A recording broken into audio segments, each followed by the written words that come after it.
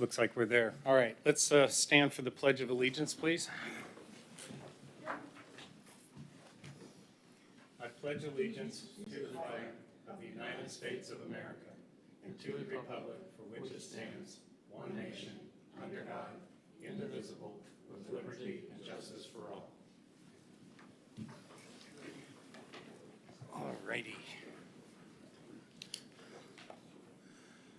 So we call to order. Now I need to do a roll call. Chairman Myjack. Here. Vice Chairwoman Thompson. Here. Member Burdette. Here. Member Tucker. Member Walter. Member Delgado. Here. Member Browning. Here. Alternate Member Young. Here. Alternate Member Cosi. Okay, I believe we have a quorum.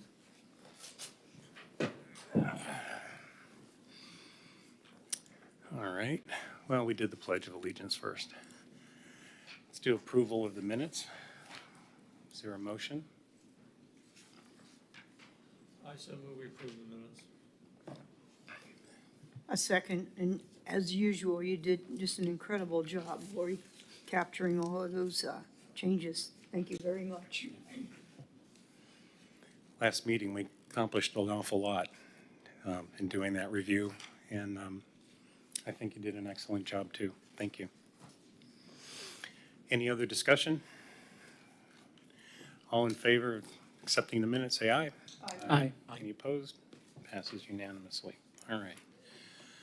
Petitions and requests from the public present. Hello? Is that okay? I get bells? You get bells and Bells and whistles. whistles, thank you.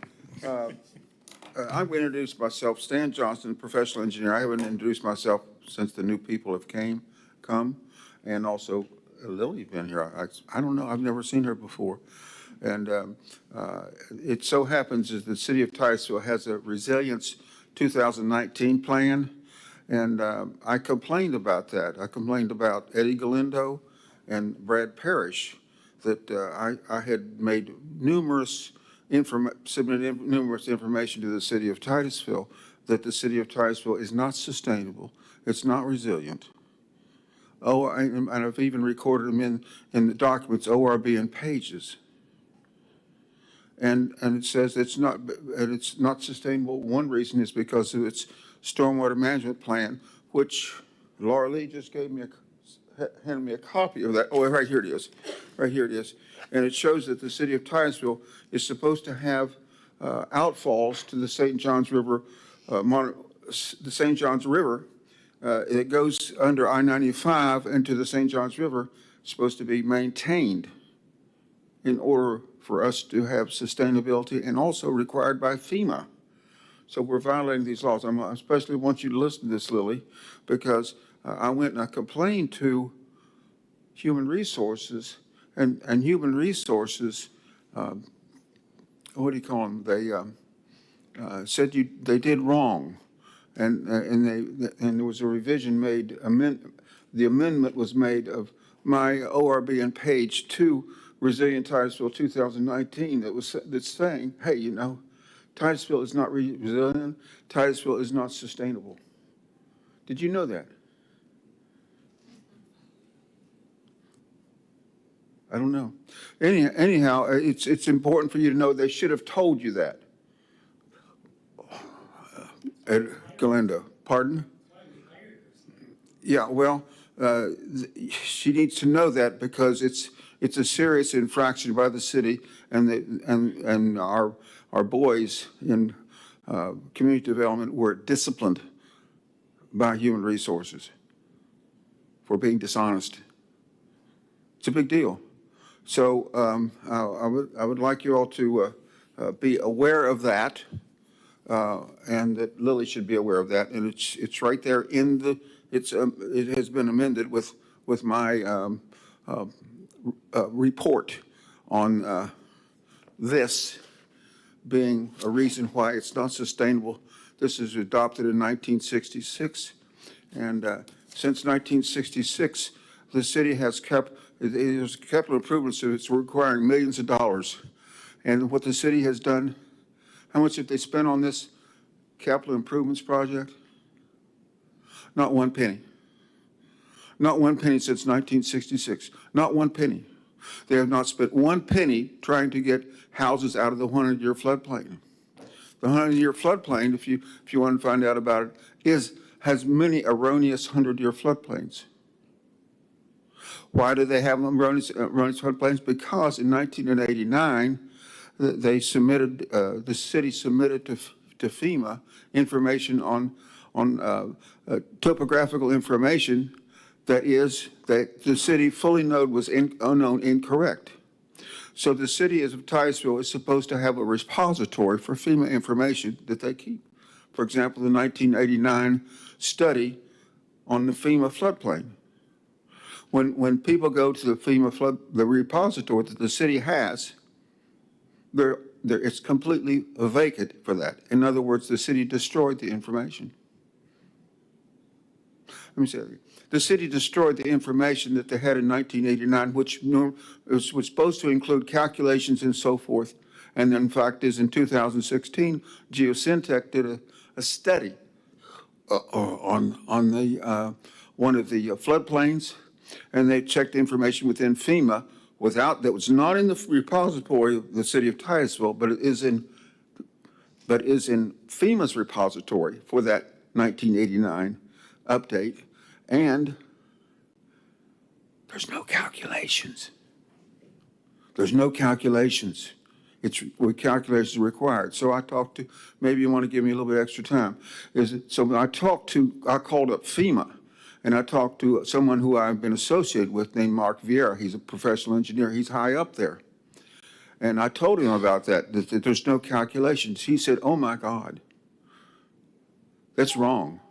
I'd like to have a little bit extra time to explain that to you because it's important. Okay, 2 minutes won't do it, but I'll tell you anyways. So anyhow, what he says is, well, maybe I can go ahead and get FEMA to come down here and straighten out this situation. Well, I don't think he's there anymore. That was over 5 years ago. And I've known him since, maybe 25 years ago. So he's not there anymore. So we have a number of areas that are in the city of Titusville that have 100-year floodplains that are not correct. And the city of Titusville built a number of dams or weirs, and they were supposed to submit their information before construction of these dams and weirs to FEMA. The city broke the law, like the city has always been doing, breaking the law. And they were not even submitted to FEMA. Yet the St. Johns River Water Management District permitted them, which I think they shouldn't have even permitted them, because the dams, they didn't even have compensatory storage calculations that are required by the city of Titusville. It's illegal to put dams and obstructions in inflows according to Section 12-11. Please write that down. Section 12-11 that says, that's in the city code, says you're not allowed to put obstructions in these ditches. So you did it anyway. So they broke the law there. They broke the laws as well for our constitutional law, which says that people's property is not supposed to be taken without due process of law. Building a dam is not due process of law. So what I'm sharing with you is the city they broke 8 different laws when they approved and built dams in the city of Titusville. I know of at least 5 dams that have been constructed in the city of Titusville. All of them are what? Illegal. Illegal. Illegal. So we've got a problem there. But actually what I wanted to talk about tonight was, okay, I'll ask for more time so that you can have it, but you can turn me down if you want to. I'll just go home if you turn me down. I'm asking for more time. Okay, good night. We have another petitions and requests after we get through with our business, if you'd like to talk to us then.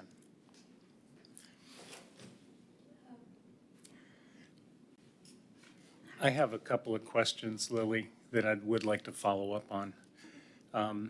The drainage under I-95, I-95 is an FDOT thing. Don't they manage the maintenance for I-95? And does that not include the drainage underneath?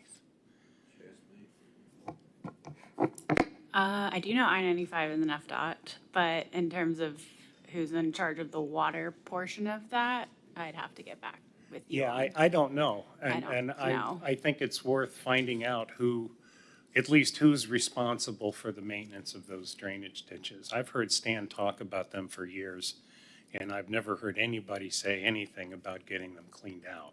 Bill wants to say something.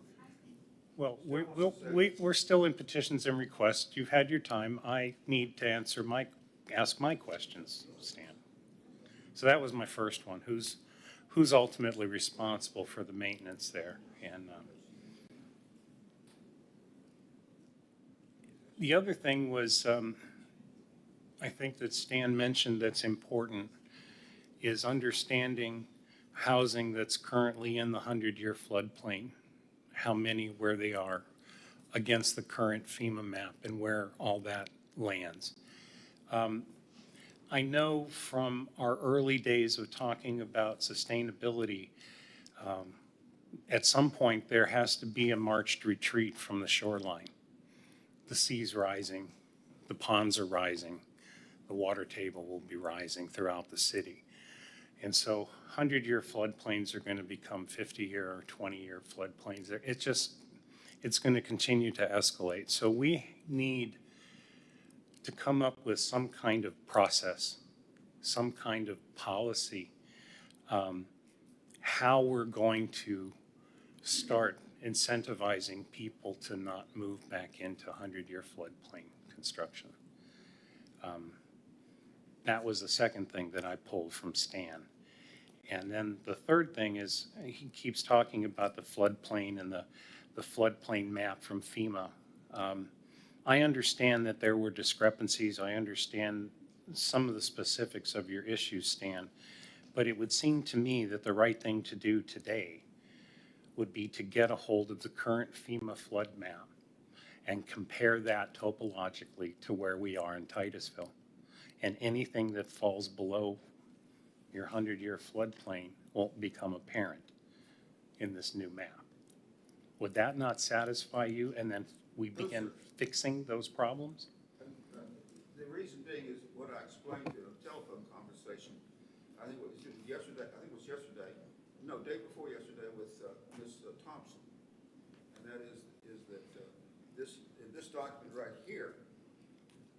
From 65, 66? 1966. I gave her a copy of this. And what it indicates is that this is not called the Stormwater Management Plan of the City of Titusville. This is called this Stormwater Management Plan. You need to be on the microphone if you're going to be telling us about this, Stan. I'm sorry. This is the Stormwater Master Plan of Greater Titusville. It includes outside of the city limits. It was accepted by Brevard County also. Mm-hmm. The city of Titusville will disagree with that, and the county may disagree with that. But part of this is outside of the city of Titusville, which goes all the way to the St. Johns River. That part which is to be maintained, which is outside of the city limits, is supposed to be maintained by somebody else, not FDOT in this case. FDOT has a short strip in there, maybe 300, 400 feet wide. That's all. But right now is the problem that I shared with Laura Lee is that there's a 2.5-mile stretch from Fox Lake Road to State Road 50. It has 6 huge, well, only one of them is not huge, 5 huge concrete culverts. Some of them are 7 foot, like box 3 culvert. foot. Yeah. Box culverts. And so when I went out there during the hurricane and hurricane, and then we had flooding and so forth like that, I measured the flow of water through those. And about one of them was working somewhat. Another one was working a teeny bit, and some of them were working almost nothing at all. So what I'm saying is that the designers of all these engineers who designed under these storm drains on I-95 shows that water is supposed to be flowing under there, and it's really not. So right now, as we have a case of even we have a major ditch in Titusville that's flowing the opposite way because it can't get under I-95 the way it's designed. the way it has been flowing for years. So, I don't want to take up any more time of the meeting with this particular Okay. discussion, All but I right. would like to meet with you afterwards and talk Okay. about this So- specifically. so anyway, somebody else is supposed to maintain it. That's, Okay. I've already asked about that. We'll find out who that Thank you. is. I I'm know more more, concerned we'll about the, probably- do you have a question? Please, go right ahead. Stan? So the hurricane that you went and looked at the culverts under I-95, was that after Ian, when we had that massive flooding in the Baker subdivision? Do you remember which storm it was? I went out there in two different hurricanes. Okay, So it was actually me and my son Billy went with one of them, and I don't remember. It might have been Ian. It might have, but we had massive. There was yes flooding in Baker's subdivision during Yeah. one of the times. So I told you, I'm saying I went out there at least twice, and right now you can't do what I did then because we three-laned it since then. And when they three-laned it, they took all these yellow reflectors where the pipes were, and they're gone.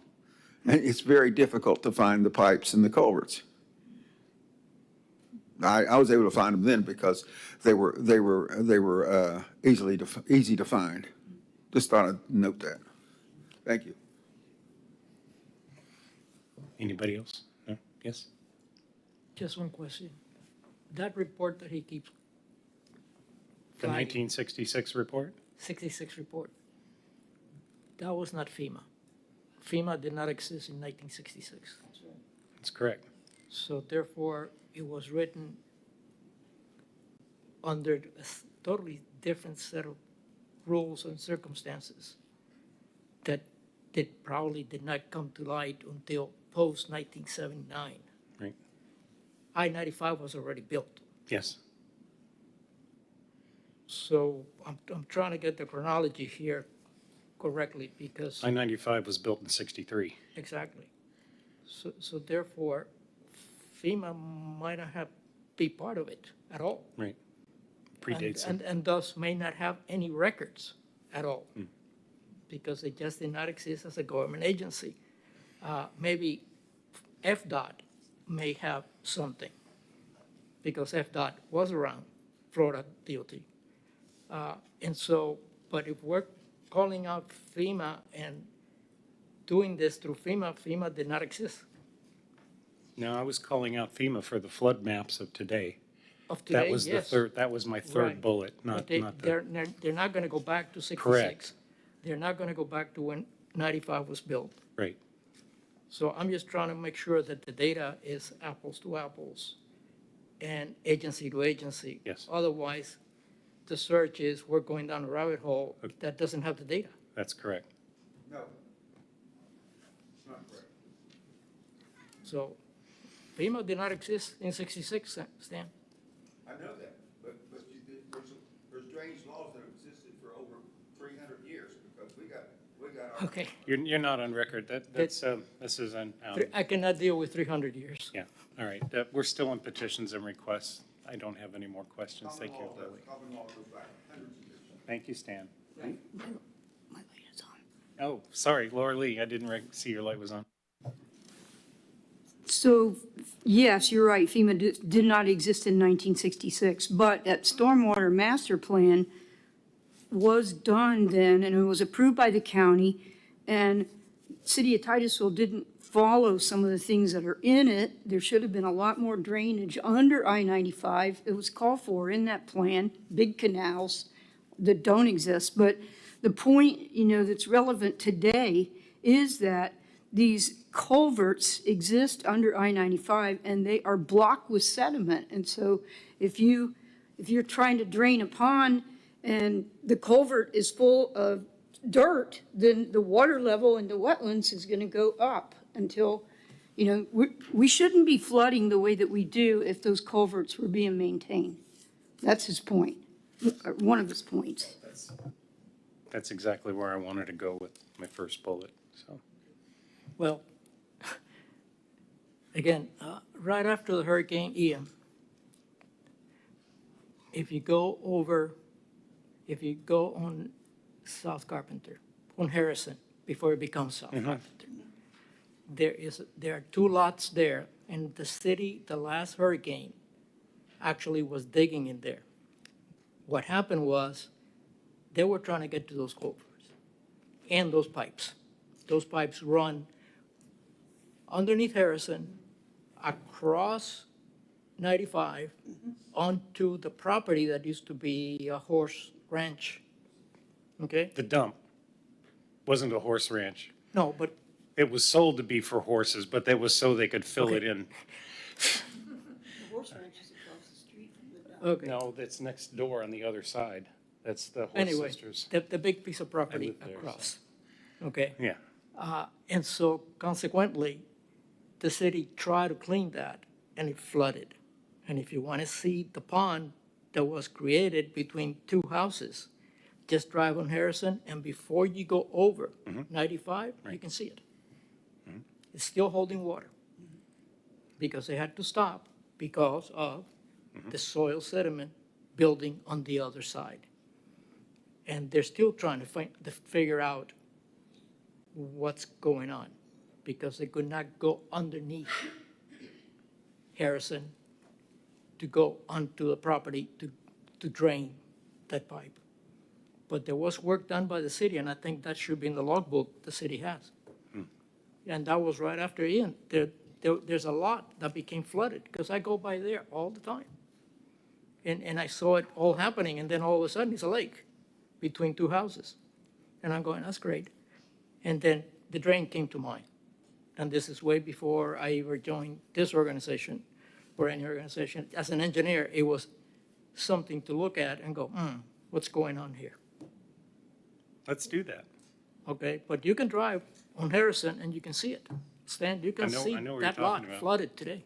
I know more than that, and I'm telling you right now. Okay. You don't want me to speak right now. So anyway, my 2 cents on that, because apparently there was work trying to find those pipes. Can we find out if there's a logbook reference to that? That's actually called Fox Lake Road after it crosses South Street. It's Yeah. Fox Lake just before the bridge on So, the east side.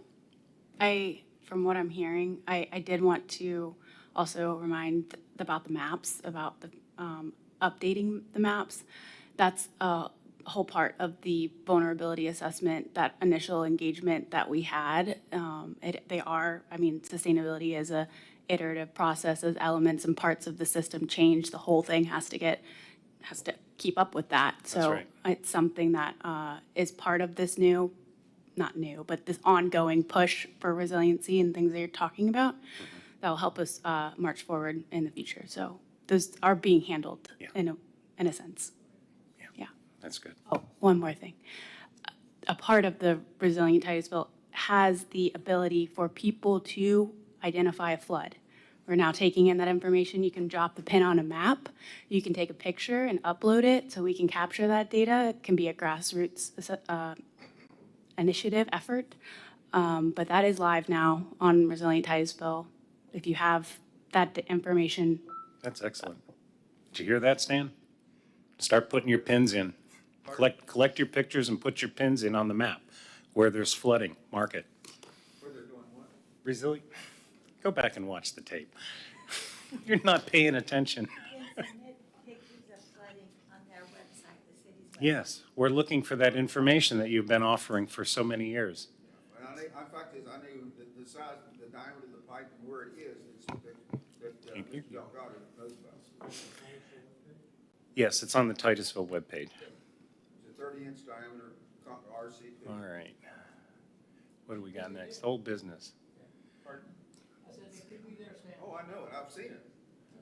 All right. And that lot is flooded. Okay, Kay, It's not working. you're up next. Please. Lynn, please and thank you. Stan? Okay. Kay St. Ange, Maryland Avenue, Titusville Tree Team. As some of the commissioners are new, and I was hoping Mr. Walters was here tonight, but hopefully he's watching the videotape, I would like to briefly outline some of the many benefits of trees. I know some of you have heard this, but it took us a couple years to disseminate the information that's here in this presentation tonight and present to you a new concept for cities to consider regarding tree canopy.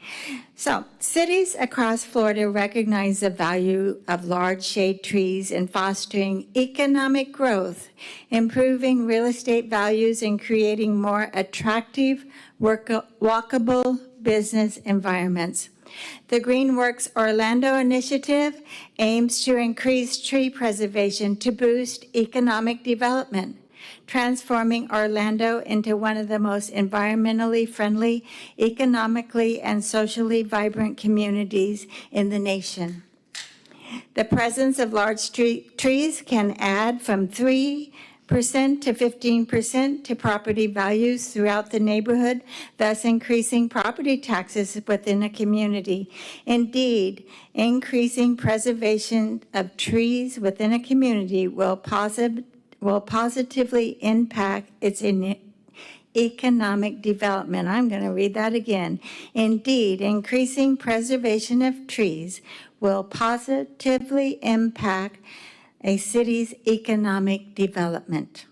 Trees reduce and filter stormwater runoff into the Indian River Lagoon. Stormwater runoff is one of the biggest polluters of the lagoon. 100 mature trees can intercept about 100,000 gallons of rainfall before it even hits the ground. Street trees provide multiple benefits, reducing temperatures while shading yards and roads, while reducing stormwater runoff and expenditures for stormwater management. So once again, that helps our economic development in our town because we don't have to expend so much on stormwater management. Residential tree canopy coverage is associated with multiple health benefits, as shade trees reduce residents' vulnerability to extreme heat events, and we know we are having more and more of those. When people have quality green space close to home, they're more physically active, which can prevent chronic conditions like obesity and high blood pressure and lead to longer lifespans. Green spaces also give communities vital places to gather together, strengthening social ties, lessening isolation, and actually reducing crime.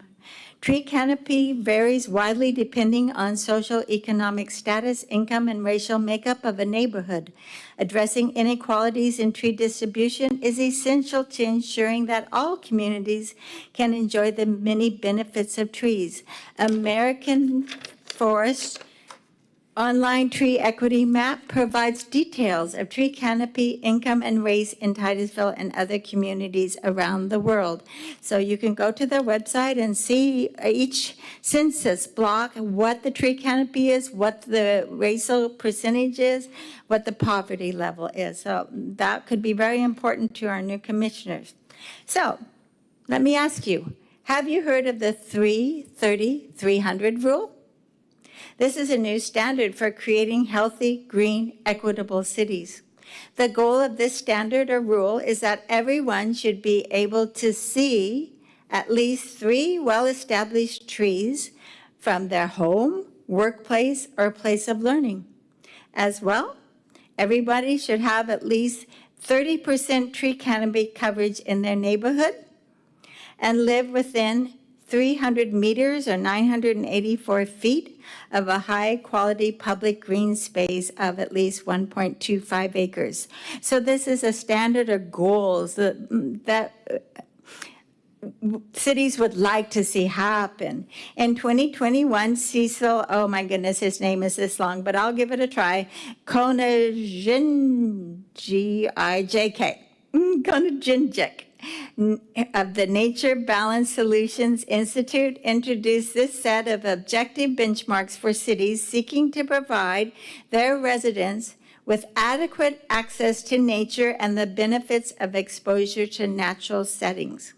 This approach leverages a vast and growing literature demonstrating the importance of trees and public green spaces, especially close to where people live, work, and play.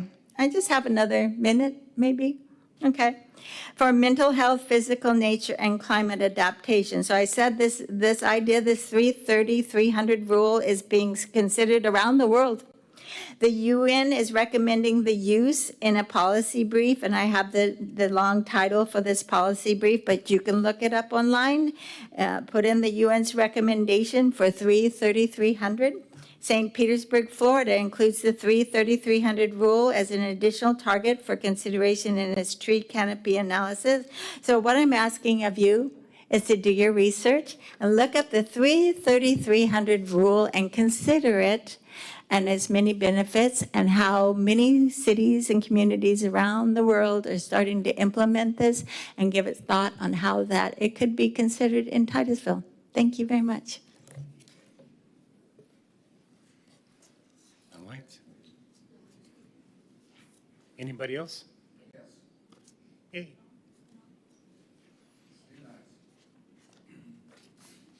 Chippewa Tropic Street. Oh, I was hoping Mr. Walter would be here tonight because I wanted to speak to the new members of this committee. I am a cheerleader for the city's advisory boards. I come before this group, I come before P&Z, I come before the Historic Preservation Board. I also get to speak sometimes to the Board of Adjustments. I want to say it's a great honor to sit up here, but it comes with a lot of responsibility and a lot of homework. And one of the things that I like to cheer about is cross-pollination between the advisory boards and the city council.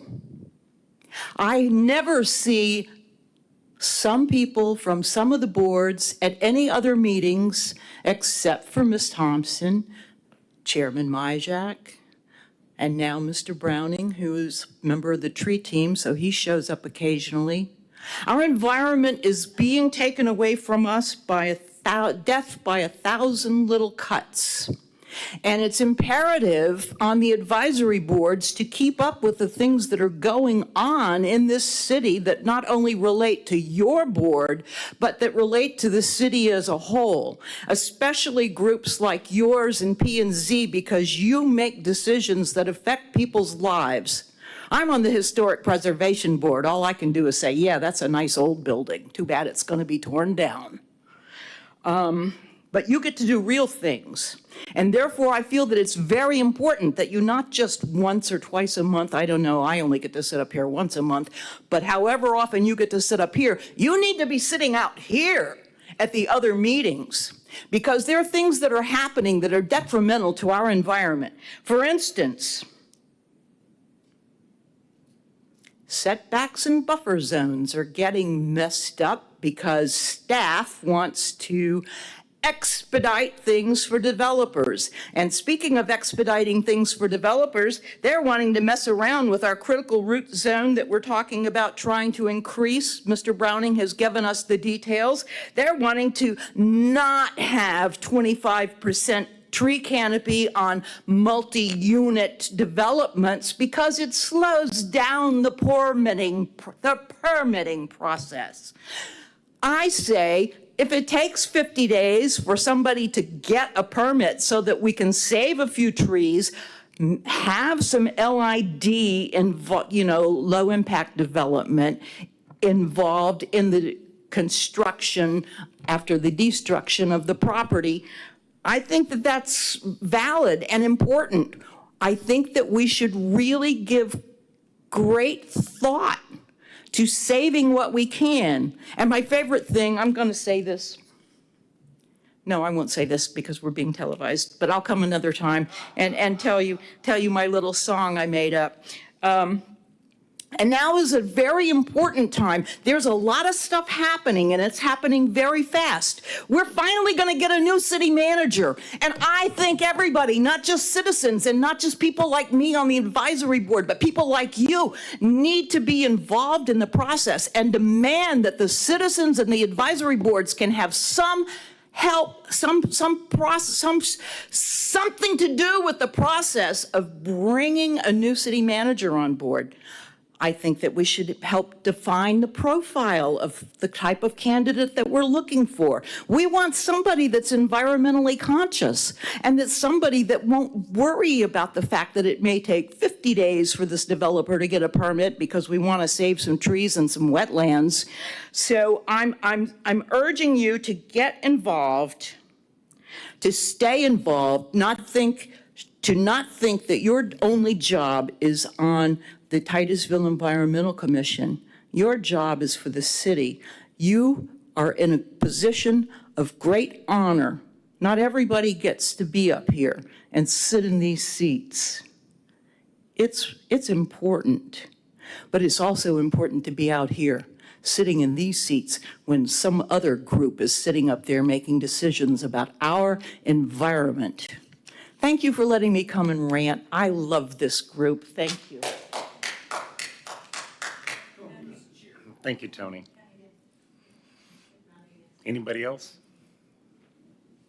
Okay. No. Excuse me, I have to say that Mr. Browning is not on the, you're not on the tree team? Oh, shame.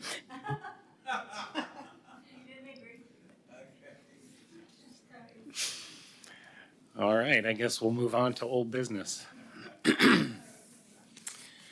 Old business, trying to revive the old tree mitigation fund. Right now, we are collecting mitigation fees for trees 20 inches in diameter and larger that are taken.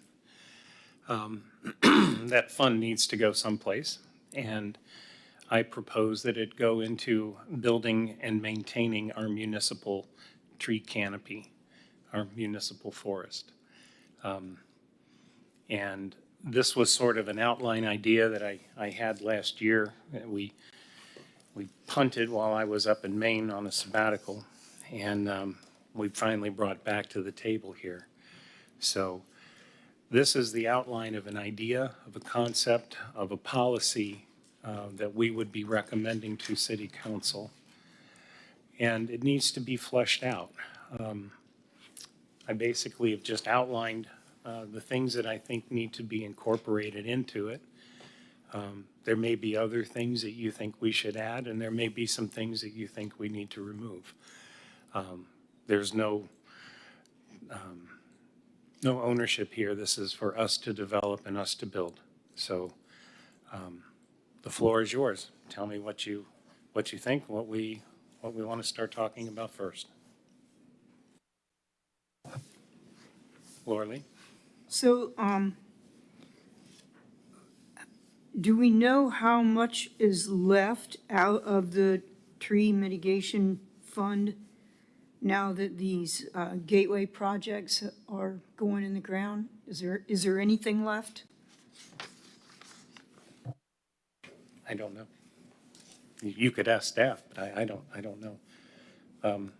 You know who might know is Bill Klein. He's been tracking that since the 90s, 96, I think. We were given, we asked for that data last year. We were given some data that talked about $400 and some odd thousand that was in that fund, in round numbers, if I remember. And so we asked the same question, and I believe that staff went out and got us some answers. And then they came back with, how is that money spent today? And we did get a spreadsheet that showed $4 per tree, 3 people fertilizing it, and 2 putting mulch and all of that.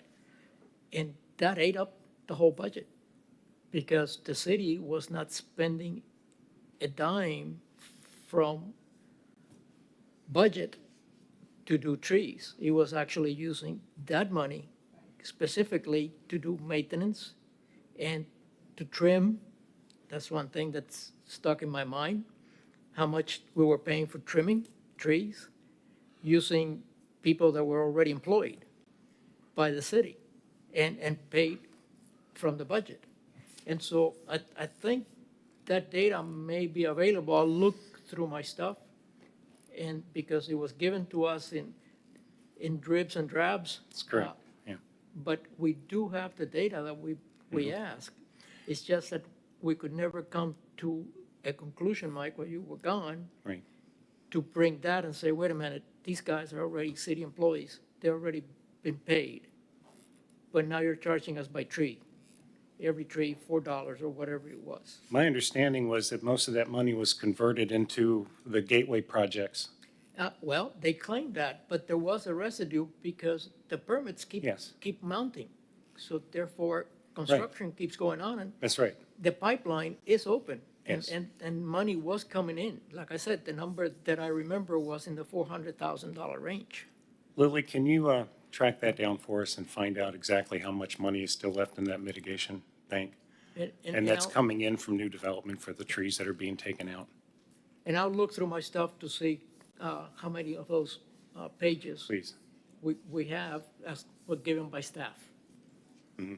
It didn't come from us, or it didn't come from anybody. It was staff answering our questions that Mike is trying to answer now. So the data is available. You need to talk to Mr. Parrish, you need to talk to, what's the other fellow that handled our stuff before Parrish? You talking about Eddie Galindo? It could have been Eddie. It would be Eddie. It could have been Eddie. Or So Brad. you may have there, but like I said, I'll look through my stuff. I don't throw stuff out. So, so I may have the data on paper, not electronically. But if we go back to the minutes of last year, I think you can find it electronically. He's talking about. Okay. So anyway, Well, there's two different funding sources for trees. There is the $2 per capita that we are supposed to be spending because we're a Tree City USA, and that's what you're talking about, Hector. And we did get a graph from that, and it was pitiful as far as planting trees, but we were trimming them and keeping the roadsides cleared and all that. There's another fund, it's a tree mitigation fund, and that's the one that was about 400,000. But if I remember right, after the gateway projects were completed, then after that, then this fund was going to be split 50-50, and the city was going to get 50% to do gateway projects and there's silly stuff like that, and then half of it was going to go towards planting trees. And so that's what we want to know is there any money left? Are the gateway projects done? Is the city going to clean up the area around the gateway projects? Because it looks like, I don't know what it looks like now. You've got these nice plants and then all around them are tall weeds, and it looks kind of weird. But I think the gateway projects will look a lot better if the areas surrounding them were maintained. But that's what we need to know. Is there any money left in that? And so, Mike, I'm looking at this under your bullet for urban forest management. It says recovers the remainder of the Native Plant Trust Fund. And I assume that is the fund that is established from being paid into by developers that are destroying trees. Right. So that would be like the kickoff. Whatever's left out of that trust fund would be what we would use to kick off the Native Trust Fund concept. Is that correct? Right. Okay. I've even thought about, instead of Native Landscape Trust Fund, just Native Canopy Trust Fund, since that's what we're trying to build, is a native canopy through the city. I have a question. Yes, sir. So that tree mitigation fund that Laura Lee mentioned, the 400,000 plus or minus, that's an ongoing fund, right? It started Goes up and down every year, the number's not, You would think, but for a number of years, money just went into it and it never got spent. So it was being collected back when we were tagging mitigation fees on trees larger than 6 inches. This is before we had the tree preservation ordinance. And so anything over 6 inches had a fee tagged with it. That has since changed to where we are today. We now have a tree ordinance. We have a different way of collecting. The money that went into that trust fund was converted to another fund, which basically became a beautification fund, which is how they were able to take it instead of just for planting trees to beautifying the city. We complained, we wrote to city council, we wanted it back. They said you can have half of it when we're done. So that's kind of where it's at in my recollection. Half of the resource that's left over after they do the gateways will come to us. And this is how I think we should use it going forward. That's the purpose of this proposal. Another question? Yeah. Mr. Chairman. Have I heard correctly that in recent, very recent seasons, we have not funded the 50,000, I'm talking about the Tree City USA requirement for $2 per capita. We're about 50,000 population here. Right, we should be about $100,000 About a year. 100,000, so the short history of that, I mean, how long we've been a Tree City for quite Number of some years. time, but that, we haven't funded it per the program. Correct. As we should have. That's correct. So we don't want the Tree City to go away. We want to keep that certification, right? Like to. And this topic, this issue about tree fund is going above and beyond that. Yes. And it seems like we need to formalize this funding aspect and somehow memorialize it, institutionalize it. I mean, I realize we've got to go back to council to do that. Right. And We have, by the way, We're still waiting on an answer. and we're waiting on that answer. okay, Meanwhile, any answers as to why we're not getting answers, I guess is what I'm saying. Any information at all? as Ms. Schifolo suggested, go to a city council meeting and ask. That seems to be the only way that we get a direct answer. Seems like mitigation funds gained from the removal of trees ought to be put back into an urban forest master plan, a full-time forester to manage the plan and work the Would plan. certainly pay $100,000 a year, would certainly pay for a forester to be doing maintenance on the city. Well- I bet for $100,000, we could not only get the forester, but we could get the maintenance and the stuff hauled off. And If it's done right, that position is going to be a lot more than just field work. of course, It's a lot of coordination and organization with Public Works, obviously, so. but the point is that it's forestry. It's not just public works, it's not just road building or tree maintenance to keep the trash trucks from running into, people's trees. This is about growing an urban forest, and Sure. that takes a forester to understand how to grow a forest, and you just can't do it without one. We have arborists now, which is good. At least they know how and where to cut and prune a tree, if it's diseased or not. Hopefully, they're doing it the right way. But at least we have that. But this is taking it a step further. This is trying to put a policy in place of this is how we want the city to grow for the next generations, if you will. If we're going to grow a city that has, how did Kate put it, had increasing preservation of trees increases, well, prosperity of place. And I think that's important. That's a very valuable thing to have.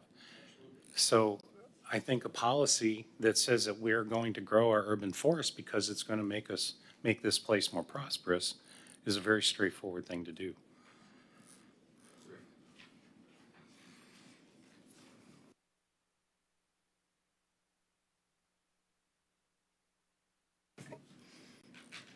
Any comment? Okay, Yes? Okay? I was rummaging through my stuff. There is a spreadsheet that was given to us that talks about community forestry program annual budget. It goes to 2023, I'm sorry. And then it has years back, going forward to 32, 33, and it jumps around. But anyway, this is what we were given by staff. I don't know if you guys remember that or not. I wasn't here at that Okay. meeting. But this shows exactly what you're trying See to it? do. And that's part of the record because we all got copies of it. Okay, and that's the famous, so much for pruning, so much for, Oh, yeah. okay? And so that right there should give you an idea of how the money is being spent and what is available at least to 23, which is the last year, the year that the thing was done. That there is more data that I'm looking for that was also presented to us in one of the meetings that talks about going forward to the council. And there is a letter from the city manager, present city manager, that recommended not to authorize the council to approve those kinds of funds. In other words, it became the money of the city manager instead of the money of the city council. And I'm looking for that, and I think I have it. And so it hasn't been one thing, it hasn't been two things, it's been a series of things. But the reason the city markers or monuments, as I call them, okay, were to begin with using that money goes back to in the 70s or 80s, when they started talking about the entrance to the city and building things that say, "Hi, welcome to Titusville." And they were supposed to be eye-catching and all of that. But the money was coming from there. So, Lily, I'm just trying to give you some idea of data. This is nothing new. But if you go back to 23, I believe there are records of how the budget was, and you can have that copy. Mr. I'm Chairman, an engineer, so I is memorize there a numbers. title and a date on that document? It's 2 pages, 3 pages taped together. It says Community Forestry Program Annual Budget. It's the only title on it. And it lists tree planting and initial care. It lists tree maintenance and tree removals. And then, Pruning. is that what that is? Yeah. It doesn't say. I can clarify basically all the questions. Kay, would you step up to the microphone, please? Let me see that real briefly. Yeah, Yes. Yes, indeed. Okay. she's seen it. As Gordon says, there are two distinct funds. Okay? One is based Button, upon. button. Okay, there are two distinct funds, and you're confusing them, you're mixing them all up, okay? The spreadsheet you have in front of you is the $2 per capita required by Tree City USA annually to be spent on community forest. And that is a spreadsheet that the Public Works has to submit to Tree City USA. And yes, it shows that most of the money is being spent on tree maintenance and virtually none on tree planting from year to year. They might have planted 8 one year, as many as 24 the year the sewage spill, we got them to plant 24 trees. And so, yes, they are required by Tree City USA to do more because the Tree City USA standard says for the care, plant, and planting of trees at $2 per capita per year. But also, when developers cut down trees, they have to pay into a fund based upon how many DBH, diameter breast height inches lost in the development site. That is mitigation. So that is put into the Landscape Trust Fund, or as often be called the Mitigation Fund. There was a resolution passed several years ago that said that Landscape Trust Fund, the Mitigation Fund, which accrues money from the cutting down of trees by developers, is to be used for beautification of the city through landscaping. Okay, it didn't say planting of trees, although trees were lost and the funds came from the loss of those trees. The city decided not to use those trees for urban forestry, but instead to use them for landscaping by beautification of the city. So they chose, city council at a city council meeting, chose to use basically all the mitigation fund, the money accrued from years, even decades of cutting down trees, for landscape gateway concept plans. They have told me over and over again, this did not include any concrete. It does not include the signs that say, "Welcome to Titusville," the new signs. It includes landscaping at the intersection of I-95 and Garden Street and I-95 and Cheney. We saw those landscape plans. We talked and I advised them on those landscape plans, and they made a number of adjustments based upon my input and upon TEC's input into those. They were going to put a whole bunch of palms that were susceptible to lethal bronzing disease. They removed those. They adjusted them.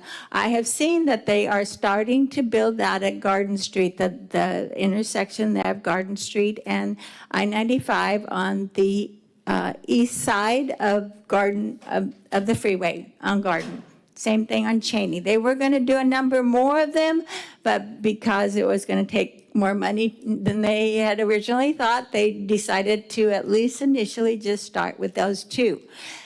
You're right, Laura Lee, that once they got through building these landscaping areas on I-95 or right next to I-95, whatever was left over, 50% was supposed to go towards planting trees in Titusville, like along the streets and all, an urban forestry plan, basically. But the issue therein lies is who's keeping track of these funds and how are they doing their subtractions and additions? Because ongoing money is coming in as developers remove it, but outgoing money is a finite sum for these two plans. So that information you could get from the city. You could ask Lily to provide that to you. What is currently in there? What is coming in from the mitigation aspect of cutting down trees? And then how much have these plans been funded and the money taken out of there? Or how?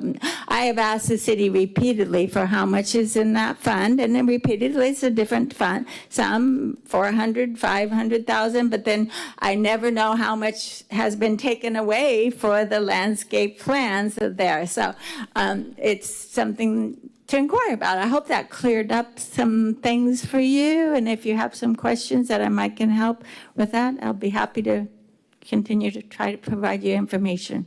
Correct. And we were shown numbers. Numbers were shown by staff last Well, year. different numbers than what you have in your hand. Okay. There's another spreadsheet that was, Okay, but it would change, repeat over and over daily. exactly. Yes. And so you have to ask again, and you have to ask how much has been paid out for those landscape gateway plans. Has all the money been taken out to pay for those two plans, or is it more needing to be paid out? And how much is coming in from the developers for the mitigation of trees? And, I don't know how this is all accounted for. It's hard to find out these things. Right. Because what Mike, I think, is asking is, what's left and is there any money left? That's the magic question. Okay, so have they Is there- already allocated and taken out of that fund all the money that they said it would cost for those two landscape areas? That's the first question. And after they took that money out, what was left in, how much is accumulating since then, and from which developments. There should be an accounting. This development paid this much on a certain date because they removed 100 trees at this DBH level, this many DBH inches were lost because of this development, and therefore they paid this amount of money. I don't know if that's being done to that degree, but those are good questions. I agree. Lily, can you find out where we are on our funds and where the money's going and today for next meeting? Can you make a motion if that's what you want out of Sure. this? Yeah. And that'll clarify what I'm Yeah. doing. But I can't do it because I'm the chair, so somebody else will have to make a, all right? I move that we get information from staff on how much was spent on the 2 gateway projects out of the tree mitigation fund and how much is remaining in the tree mitigation fund. And how much is being accumulated? And how much is being accumulated. Well, I'll second that. I can second that. I already did. Okay. I can do that. I can second, I just can't make a motion. But if there's any discussion, please bring it to the table. And I have another motion. Okay, no discussion? All in favor, say aye. Aye. Aye. Any opposed? Okay, and you have another All right, motion? so I'd like to make another motion. I'd like to make a motion to get the information from staff on how much from each, recent subdivision has been paid into the tree mitigation fund. We'd like to see that information, going back 5 years. Yeah, that should be good. So, I wouldn't use the Yeah. word subdivision, because commercial and industrial must also pay for their mitigation. Subdivisions are just residential, single-family. Kay's saying that Okay. all properties, industrial, commercial, and residential, all pay for mitigation of trees. So it would be all property, all permitted development. Yeah. okay, so I'll revise my motion to say, we would like a report on, how much money was paid into the tree mitigation fund by all projects for the last 5 years. I'd like to see. That bounded enough to, okay, second holds. A second.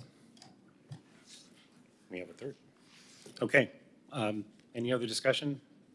No? All right, all in favor, say aye. Aye. Aye. Any opposed? Hearing none, it passes unanimously.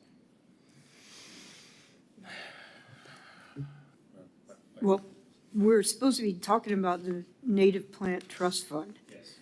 So part of it would be funded from the half of the money that we get from the mitigation fund. And then we're supposed to have the $2 per capita. But then in your suggestions here, it looks like there's an extra fee that could be collected from developers additional to the tree mitigation. Am I looking at this correct? I was originally thinking of a form of native plant impact fee, something along those lines. There are things that we are losing, we as a city. Let's just put it clearly. Stormwater resources, for example, are lost when a property is developed and nearly clear-cut. The capability of sod and so forth to absorb anything more than a half an inch of water has been pretty well documented. It's mostly impervious. And it's that lack of imperviousness that's preventing our groundwater from recharging. And it's why we are now spending money, over $1.2 million a year, to buy water from well field 4. It's 65% of our resource now. 25 years ago, 95% of our resources came from well field 2 and 3, and the rest was bought from COCO when we needed it. That's not the case anymore. In 25, 30 years, we've lost half of it. And if we continue to build over with hardpan, we're going to continue to lose our groundwater resource for the future. And that's one reason why I think part of this plan needs to incorporate stormwater management, engineering with nature, building structured wetlands, building rain gardens along the way. It's going to take what the Marine Resource Council's now calling something called low-impact living. And it's an attempt to not just deal with low-impact development of new development, but it's an attempt to reach out to existing citizens and talk about putting rain gardens in their own lots, capturing their own stormwater in their own place, doing what they can do to help absorb and capture as much stormwater, getting it back in the ground as possible. There are ways that have been proposed to actually pay a resident and assist them with putting in rain gardens. There are grants that we can get for that purpose. We can also lower stormwater charges on those homes that are planting trees and putting in rain gardens. You know, an oak tree less than 10 inches in diameter can absorb something like 10,000 gallons of water. And an oak tree twice that size can do even 4 times that amount of water. So there's a tremendous amount of savings in services that the city's providing to the citizens just by getting the citizens to act in a proper manner. And so this is an attempt to take that initial landscape trust fund that was set aside just for the mitigation of trees, to plant more trees in the future, and to bring that back home, but with a better, more encompassing plan, a plan to build an urban forest. And we know that we've got contracts in the works already to plan that out. So this is more of a policy statement of how we should go about doing it and how we would direct that going forward. Sorry. So that's kind of where this was coming from when I wrote this all out. I'm not sure how much of it we can do, how much we can implement, how much we should implement. But they are ideas that I thought we should discuss.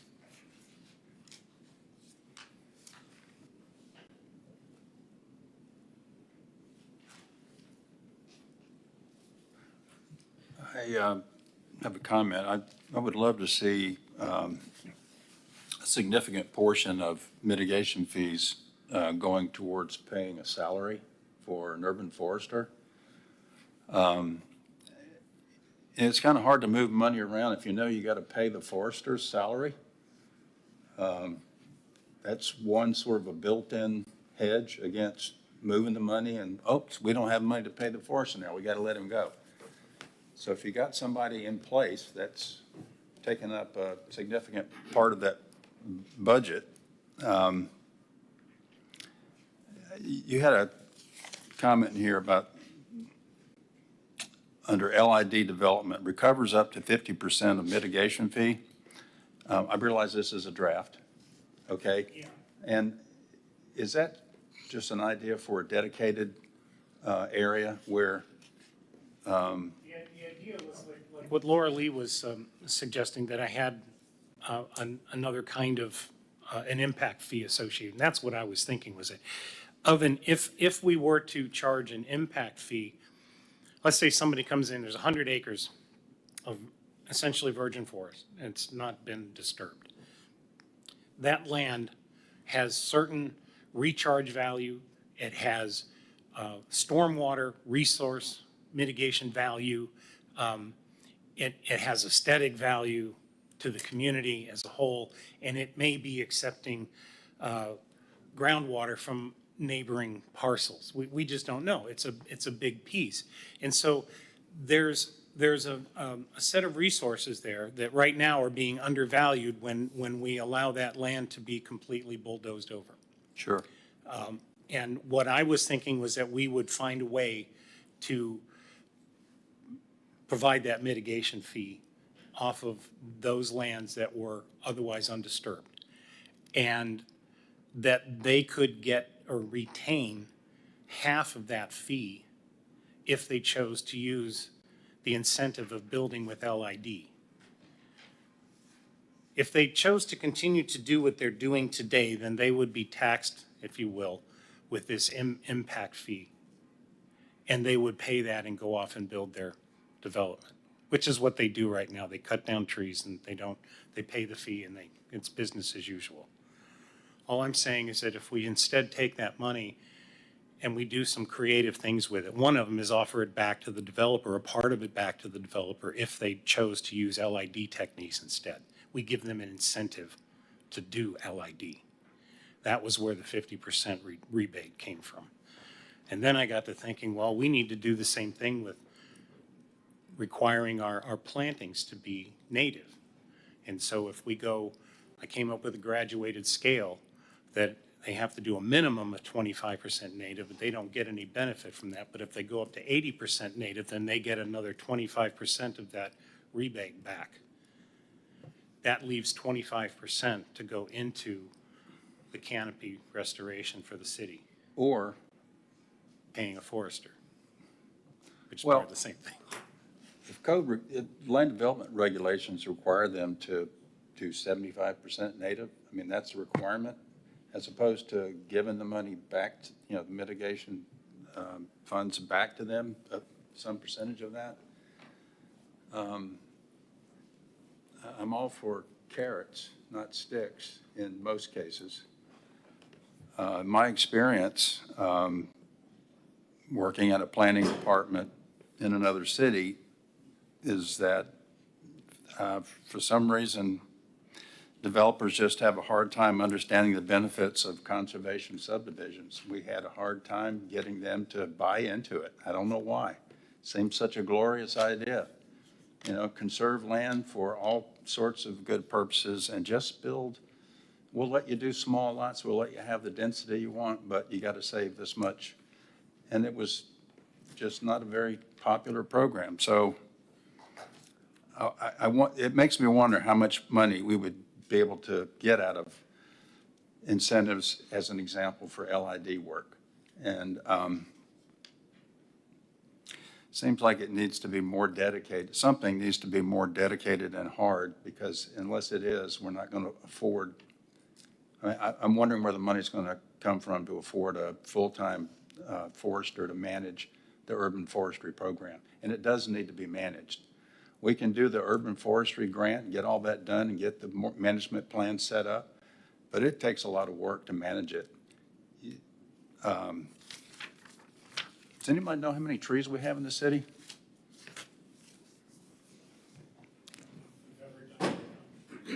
You can't manage it if you don't know. We did an eye tree count that covered canopy coverage, but it didn't count individual trees.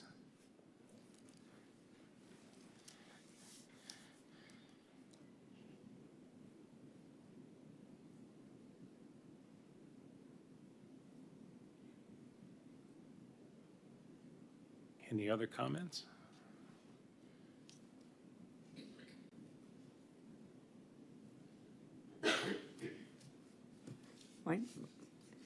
My opinion, Yes, Ms. Thompson. my Member Thompson. opinion is that it's going to be hard to get another fee imposed on the developers through the city council. And that I think, rather than trying to spend time trying to create a program that's going to charge yet another mitigation fee on the developers, I think our time would be better spent just trying to change the way that the city spends our $2 per capita. That's $100,000 a year. And what's already being collected for the tree mitigation fund. Okay, good enough. That's just my opinion. That's my personal opinion. I don't think we have the willingness in our council to impose another fee on development. I agree.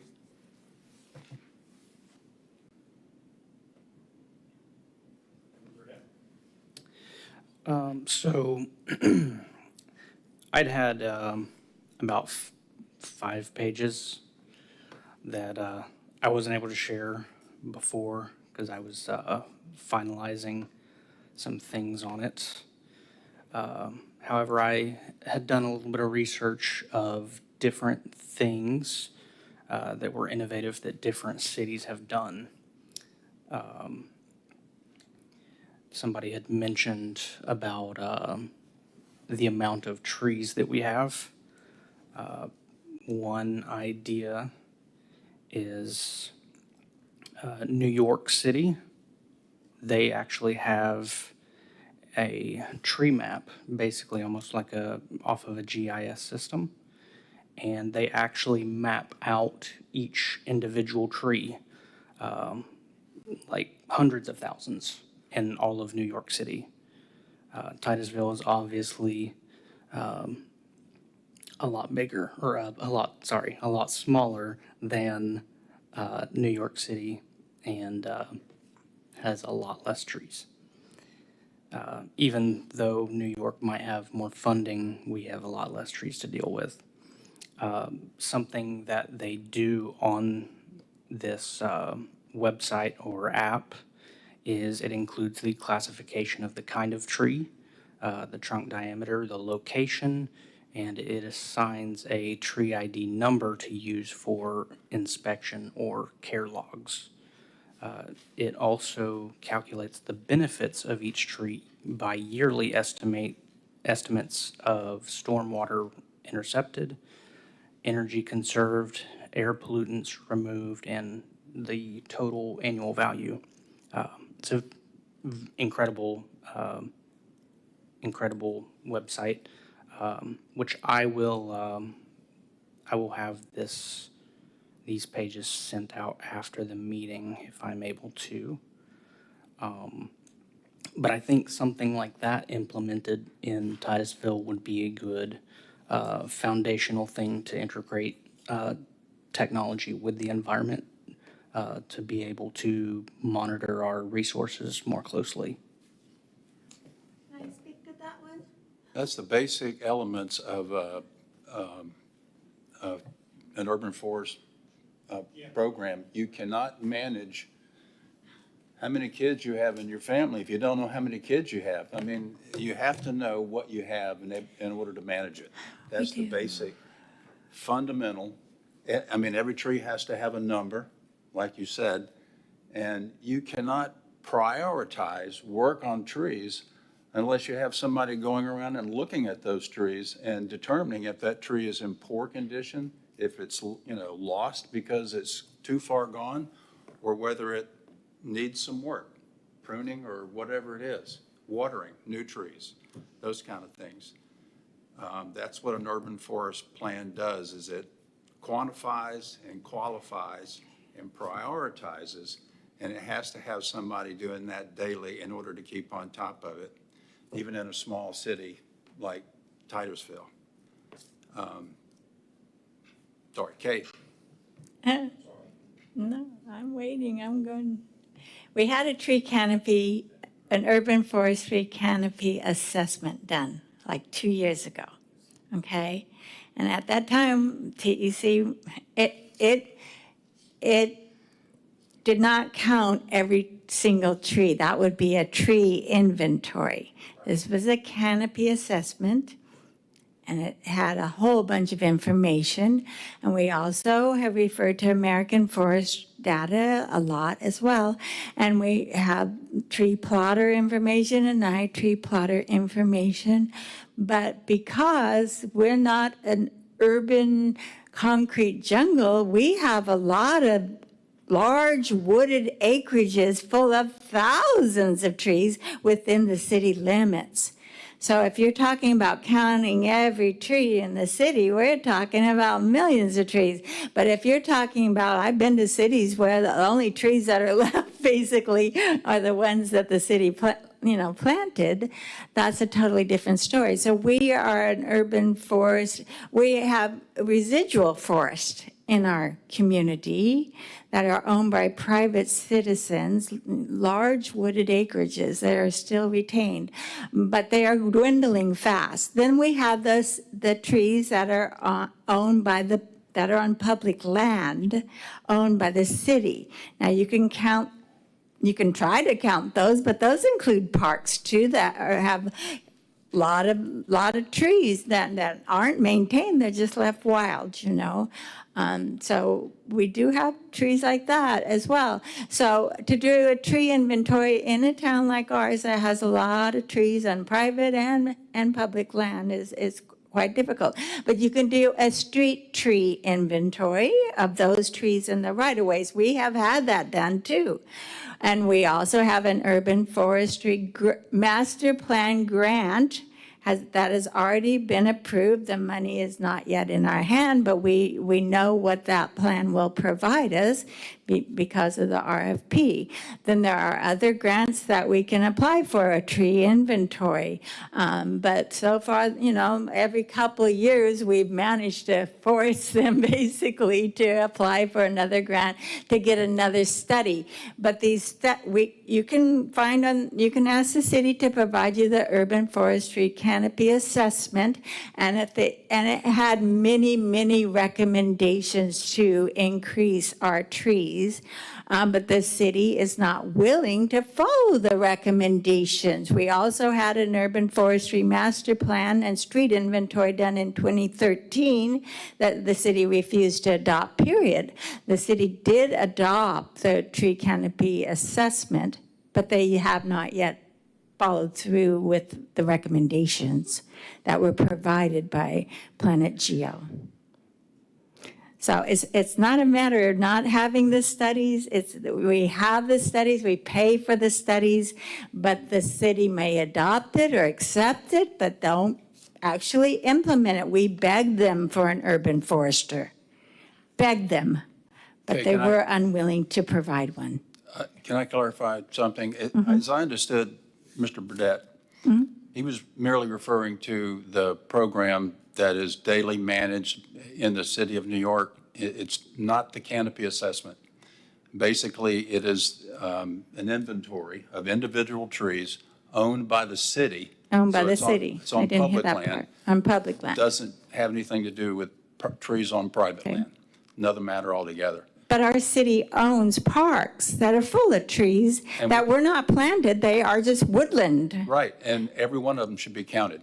Okay, well, that would be something that would be very hard to convince our city to do because they're not going to expend that kind of, we just, from our background that we've had, that's why I wanted to give you some information. I just started giving you some information today. I'm not saying that you don't know, but I just think that the city is reluctant to do more studies. And we're reluctant to ask them to do more studies if they don't implement what is on the study. That's the problem. Therein lies my problem. That's my response to you. Thank you. Thank you. I can also clarify a little bit there too. Even on the New York app itself, areas that have a lot of trees are designated as a single entity rather than individual trees. So areas that would be forested would be a single entity, except it would maybe go by square footage instead or something. So you know that you have this much square footage of forest rather than individual trees. And I don't think it spoke to private land. Okay. Well, there again, that would be a tree inventory. We have not yet got a grant for a tree inventory of city-owned trees, like street trees in the right-of-way. We haven't yet done that, but the Tree City USA really encourages the planting of street trees, but the city doesn't plant street trees. I'm sorry, because they worry that that it's going to tear up the road, tear up the sidewalks. A lot of utility work, more and more utility underground in those right-of-ways. Every day they put more under there, it seems like. And so they're not keen on planting street trees, even though those provide the most benefits because they not only shade the yard, the sidewalk where people walk, they shade the street, which prevents the stormwater runoff and cools any stormwater runoff that does go through there. So street trees are a wonderful benefit, but also in our town, many of the right-of-ways are very narrow, say up and down US 1. And then a lot of our roads are not owned by the city, they're FDOT roads. And the bike trails are FDOT bike trails as well. And so there's just a lot of stipulations and factors involved in these things. So sorry to monopolize your meeting, sorry. I believe we have a card. Stan Johnston. That it? Okay. So Member Delgado? there are things we don't control. There are some very few things that we do control. And what you're looking for is a funding source to try to get those things done, to some extent. That's my interpretation. So if we can couch the scope of what we think, we believe, and the people of Titusville believe that they can do with, I don't know, 10%, 15%, pick a number that we can all agree on, to set aside to do that function. And it sounds like we're basically tied to public lands. So we can start couching this geographically, okay? And then allow the formulation of a fee of some kind to go deal with that. And don't call it a fee, just, it's a percentage of the money coming in. We have the tree mitigation. 50% of that is what council said we would have. Exactly, And we have the $2 per capita that we're required to spend exactly. by Tree City USA. So if you add those two together, then that should give us a working budget to get a forester That's where and I'm a going. forest. I'm just trying to round Yes, so that the conversation narrows from, yes. and I'm sorry, count every tree, to which trees are we gonna count? Right. Because obviously, the first one, I don't think we can get to. And then maybe if we have a couple pennies left, we can actually hire someone. And that's a formula that I'm trying to propose that we aim for. That's good. I agree with that. And that narrows the scope, at least, of what we can do with what we have and what's available and what's doable. Otherwise, it's pie in the sky, and we can have a lot of discussions, and they're all good. But Well, you've just provided the best gateway into the next subject, All right. which happens to be So- our bylaws and what we can and cannot do and should not do. So how about if we table this to the next meeting, we bring it up again, we refine it a little more? Yes, Mr. Browning? Member Browning? This sounds like a good topic for a work session with representatives of the stakeholders, city staff, and some other citizen reps, whoever the stakeholders are. I'm not sure we can get a handle on this. It's a big topic, and it's an important topic.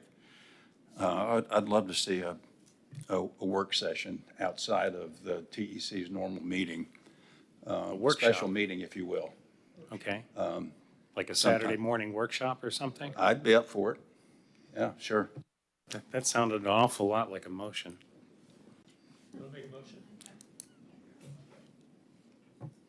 Yes. I would like to make a motion that this topic of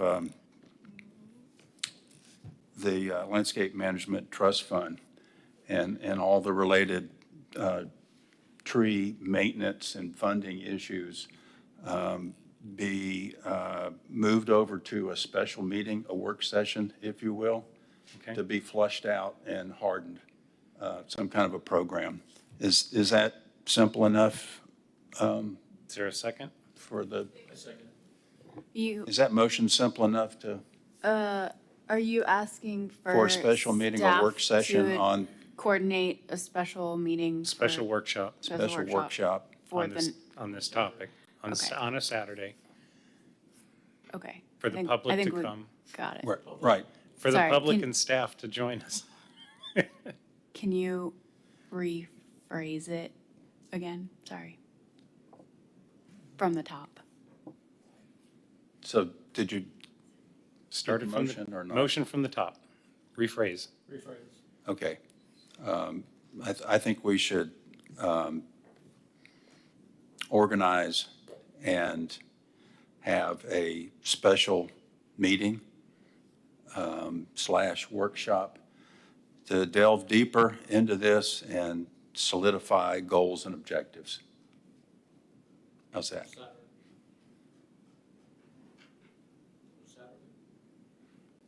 At whatever, I'm open to the times. It could be Saturday, it could be an evening workshop. I don't care. I think we'd have to come back for a time where staff was available because it has to be sunshine law and Got to be coordinated, advertising, yes. Right. It's a process. Needs to go through. So we've got a motion and a second. Any other discussion? Do we need a roll call vote on that? No? No? All right, how about just all in favor say aye? Aye. Any opposed? Passes unanimously. I did not use the second. Bill was the second. Thank you. He didn't turn his microphone on. I did. That reminds me, pull your microphones up to your mouth. It's hard for people to hear you sometimes when you speak. All right, so we're gonna table this to the next meeting, or we're gonna table it to a workshop. I move we table it to the next meeting, because then we have time for the city to come back and what their plan is. Okay? Is there a second? A second.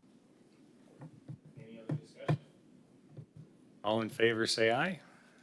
Aye. All opposed? Passes unanimously. All right, we'll kick this one down to next month. And hopefully have a workshop coming. That would be good. And the expectations, Lily, would be for the staff to come back and say, yeah, we would need to this is the procedure. confirm a date. This, and a date Right, Right. and availability. right. Okay. Okay, we're on to TEC bylaws. And as I recall, we made a change to our order of business. We added the idea of future agenda items into the mix.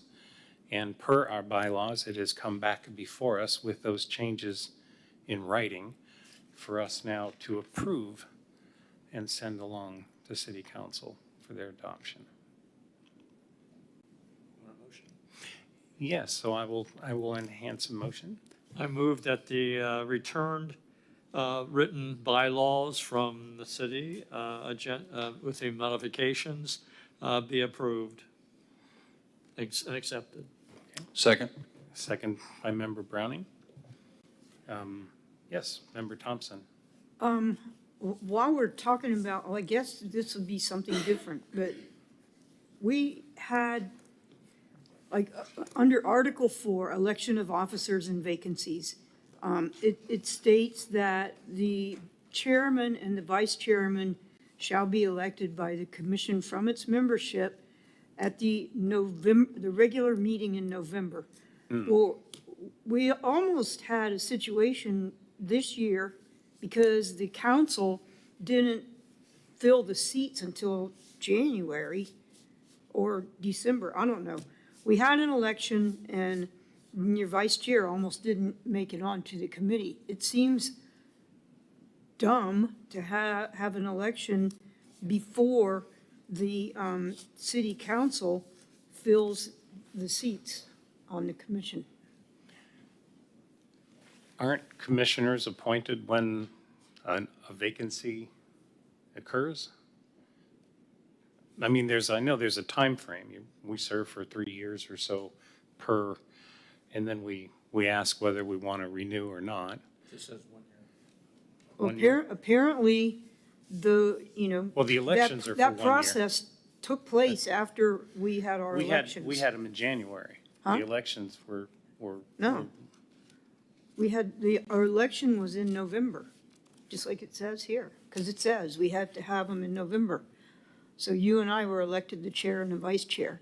For some And- reason, and I then thought my it was And then later. my term was up, and, and other people's terms were up, and some people didn't get reappointed, but why are we electing, why are we having elections in November when the membership, it dramatically changed this year in January? So why are people that might be going off of the commission electing officers for the next year? It doesn't make sense.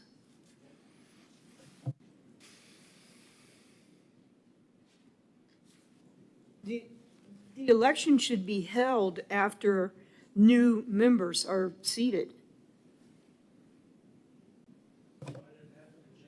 But new members can be seated any time in the year. It just happened that there were 4 that were due up at the same time this year in November. Well, what's going to happen? So what's going to happen next year? I mean, I don't know when the terms, I don't know what the process is, it seems like it seems like they get appointed in January, the new members. Depends on when council actually brings it up and when the city manager brings it before council to vote on. I mean, when there's a vacancy, then if there are vacancy applications, then the applications are brought forward. Is If there, there aren't any applications, then there's nobody to interview or bring forward. But it has nothing to do with, the cycle of the elections, which are every 4 years. maybe there should be something in the bylaws that says, it was very strange, and I'm wondering if it's happened like this before. But it doesn't say when. Why don't we ask for advisability from Yeah, the because city you attorney? you don't want people that are going off of the commission to be voting on the chair and vice chair. That should be done when the new members come on. They should be the ones that are electing the chair and the vice chair, not the people that are going off.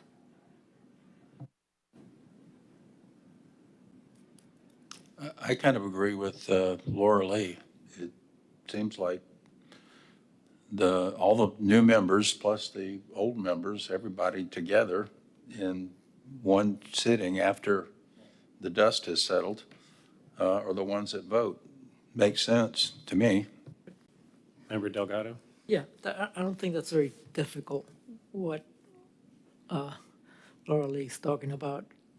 That's a statement that we can make that says the new board, the new chair and co-chair shall not be voted upon until the next board is approved. And that way, whatever the cycle is, but it follows what she's saying. All she's saying is, don't vote before, by people that are leaving for people that are to come in. So therefore, I think it's just a statement that we need to change. And just say it, that chair and co-chair will not be elected until all members are selected and appointed or selected. For the new year, we can couch that as that, or for the new term. So therefore, the November issue of turnover goes away. Member Thompson, then Member Delgado. Lori, do you know when everybody's terms are up? I think it happens every November, doesn't it? Yes, I just looked at, they all expire in November of different years, but Right. So- in November. Always in November. So the election, you could change that, to say the election can take place in February or January, but yeah, something after November, because that's when the terms are up, is in November. And then you have solved that problem. So what I'm hearing is we want to change the regular, from voting being held on the regular meeting in November to the regular meeting in January.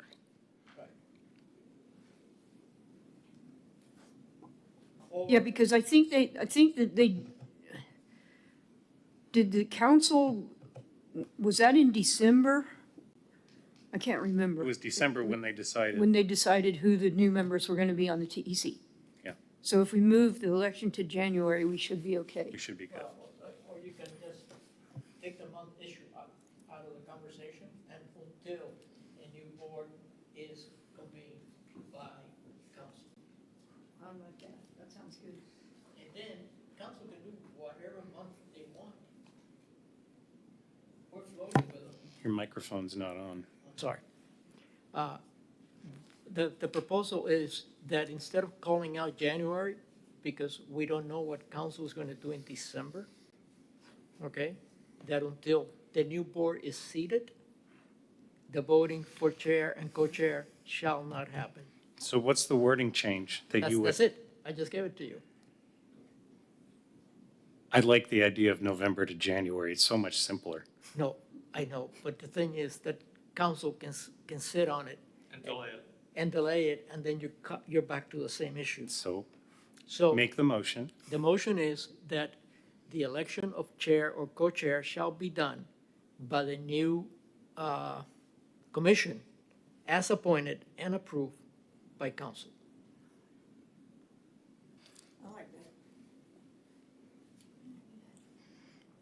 I don't know. Member Burdette, you had your light on? Maybe you can address this. The only concern I would have is if you have it in January and new people just come on, they don't know anybody here. And if you have it in November, you at least have people who have had experience who are voting on who the chair is. I think just a thought. I think the issue is more that in November, our terms are up. Over a 3-year period, all of us have our terms complete in November.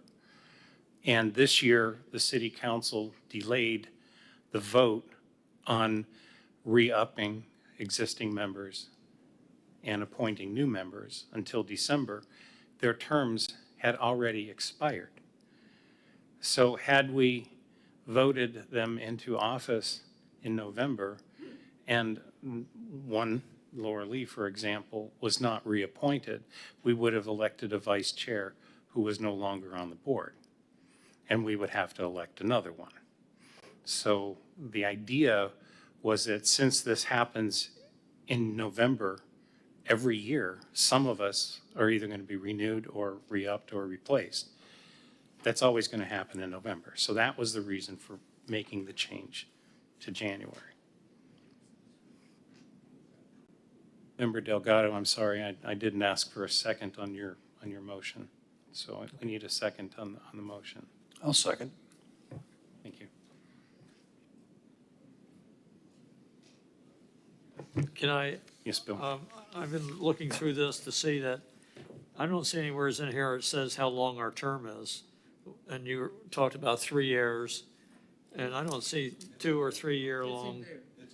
It's in there where? I've read it before.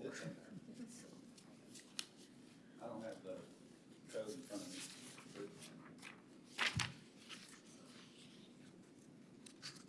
It's actually in the agenda package. It's on the Page city 20, website as well. 23, 24. I was just looking for the.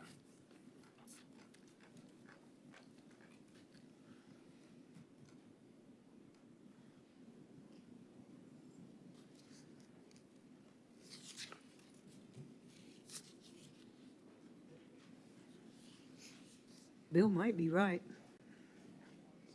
It talks about the terms of the elected officers. Yeah, I don't see anything about how long you're on the board. I've read it 3 times now. Wow. I know it's in the code, What code? in development regulations. Yeah, but it should be in here. This is the charter for the TEC. We don't, It's somewhere, I don't know where it is, other than the. Lily, would you mind looking that up for us? Yeah, I'm looking here too, but I don't see, as Bill said, I don't see where it says a 3-year term where we're elected or Yeah, nominated. so, let me pull it up. At the very beginning, it says all your duties and powers are outlined in the specific section of the land development regulations, and within there, it says members shall be appointed for terms of 3 years. Vacancies shall be filled on an unexpiring term, and it's like 2 paragraphs of all the different term lengths. Talks about, yeah, the terms of members shall be staggered so that 3 members are appointed in November. Everything you're kind of asking about. Okay, Yeah, it's section 31-121, powers and duties of the Titusville Environmental Commission. we should be able to pick that up off of Muni Code if you want to read it. Yeah, but it's not in here. No, it's not in the charter. It's referenced in the charter in Article 1, Okay. right Reference. there. Okay. Sneaky, the way they do that. Actually, it's in Article 2, membership. Mhm. It says membership shall be in accord with provisions of section 31-122. But that's Article 2. Mhm. Article 121 is duties and powers. Right. Okay. So it's 3 years. Right.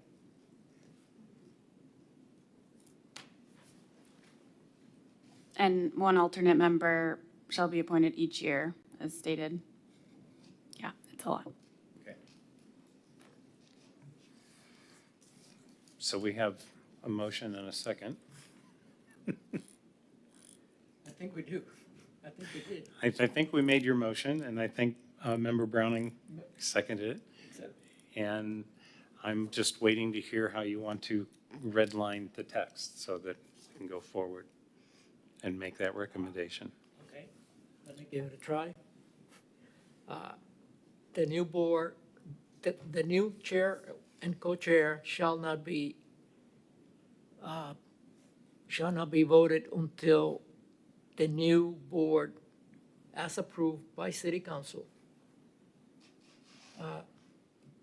comes to terms or come to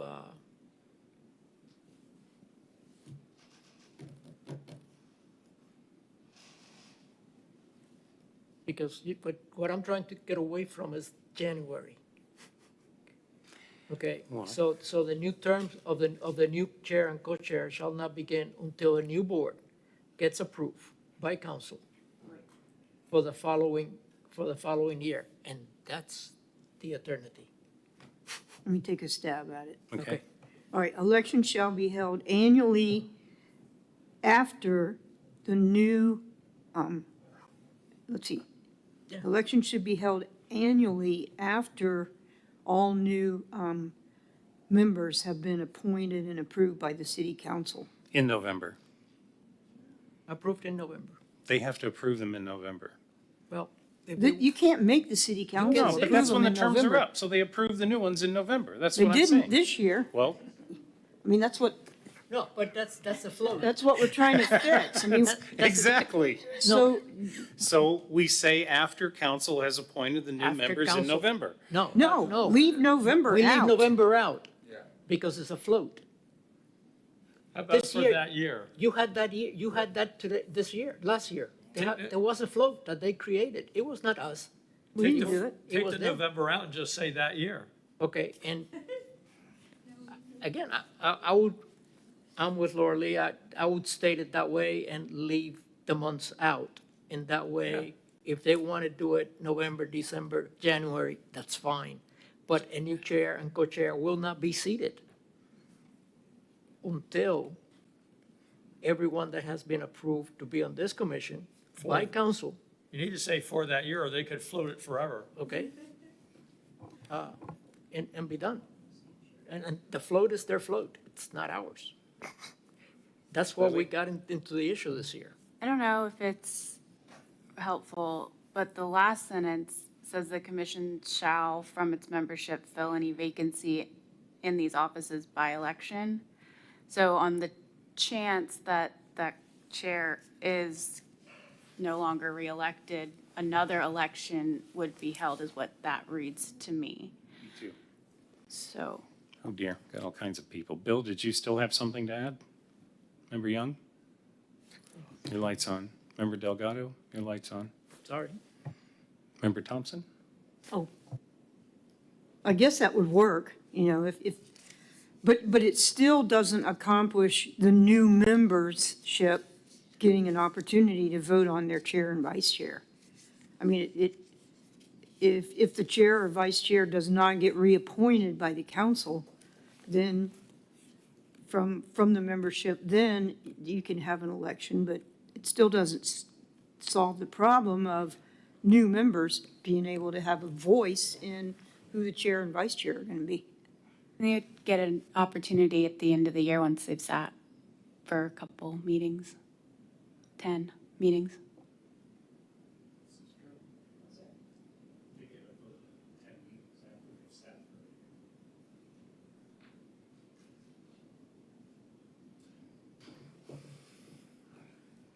No more discussion? Are we ready to call the question? Well, you made the motion, sir. That's what we're voting on. I think it was enhanced. Okay, would you care to restate your motion? Okay, so the motion is that the chair and co-chair shall not be elected, Vice Chair. and vice chair, I'm sorry, until such a time that the entire board has been selected for the next term. For the next term, I think is very important, because the term is what's puzzling the whole thing. So for the next term, whatever that may, whenever March it may be, or November, that's when the chair and the co-chair are gonna be selected. Do you have that, Lori? Very good. The second still hold? Yes, I second that motion. All right. All in favor, say aye. Aye. Any opposed? Okay, we will bring this one back again next month with another edit. Now, on to new business.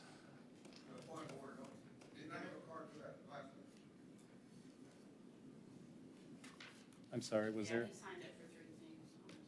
Oh, on 3 things on 1 card? Really, Stan? Yeah. Saving paper? Council, Would you care to speak on the subject now?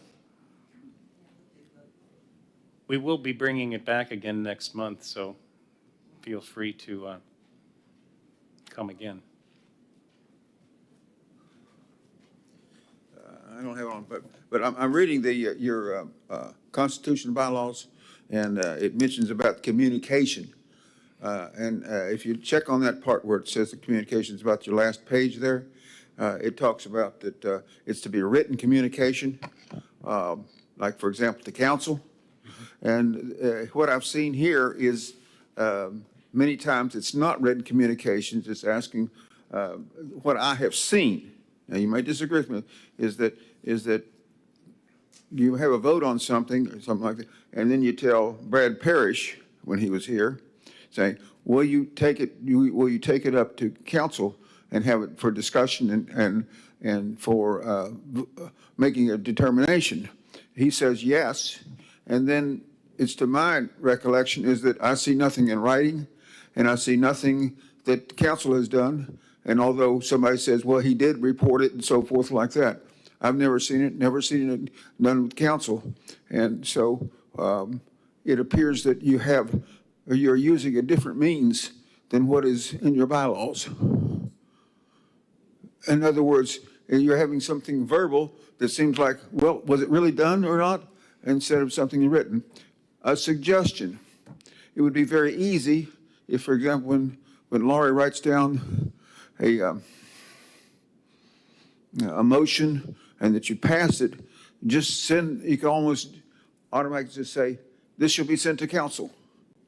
And that'll comply with the bylaws instead of this other way in which my difficulty is, it seems like I've had so many things, it seems like I've gone to council and never gone to council, and council did nothing.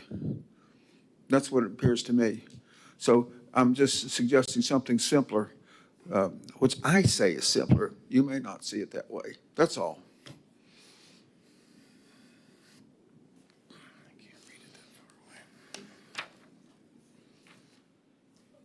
Can I say something? Go ahead, Bill. I have a motion on there that I was going to bring up. What you're saying is, it's written on this document, it's in the bylaws. Yes, sir.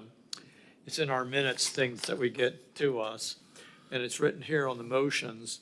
And so I made a motion last time, on the 12th, about the aerators and getting her out, doing away with the fountains and replacing the aerators. And it says here, the staff is reviewing the recommendation.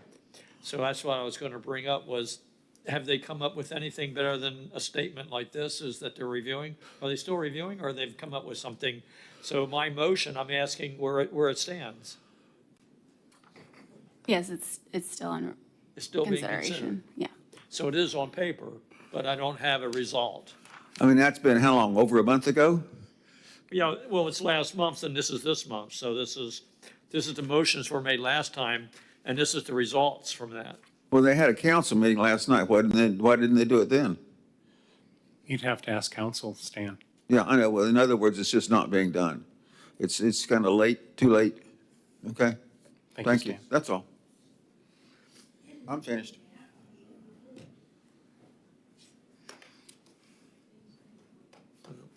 I made it my job to ask about mine. I was going to do my report. All right. Mr. Burdette, I believe this one is yours, fluoridation in drinking water. Do you want to speak first and then call the cards, or how do you want to handle this? I'm I'm assuming everyone got the email and hopefully was able to read a little bit on the expansive report.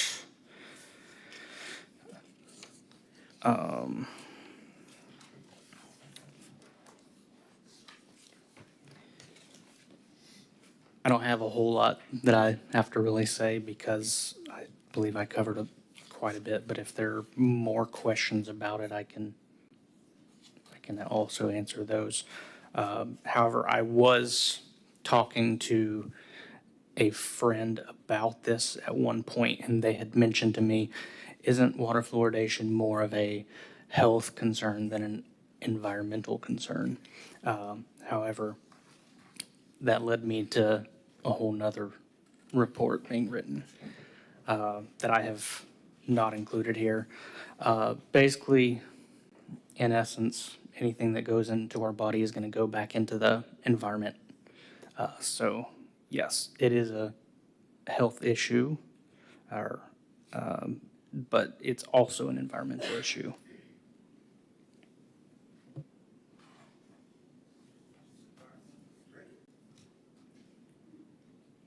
Okay.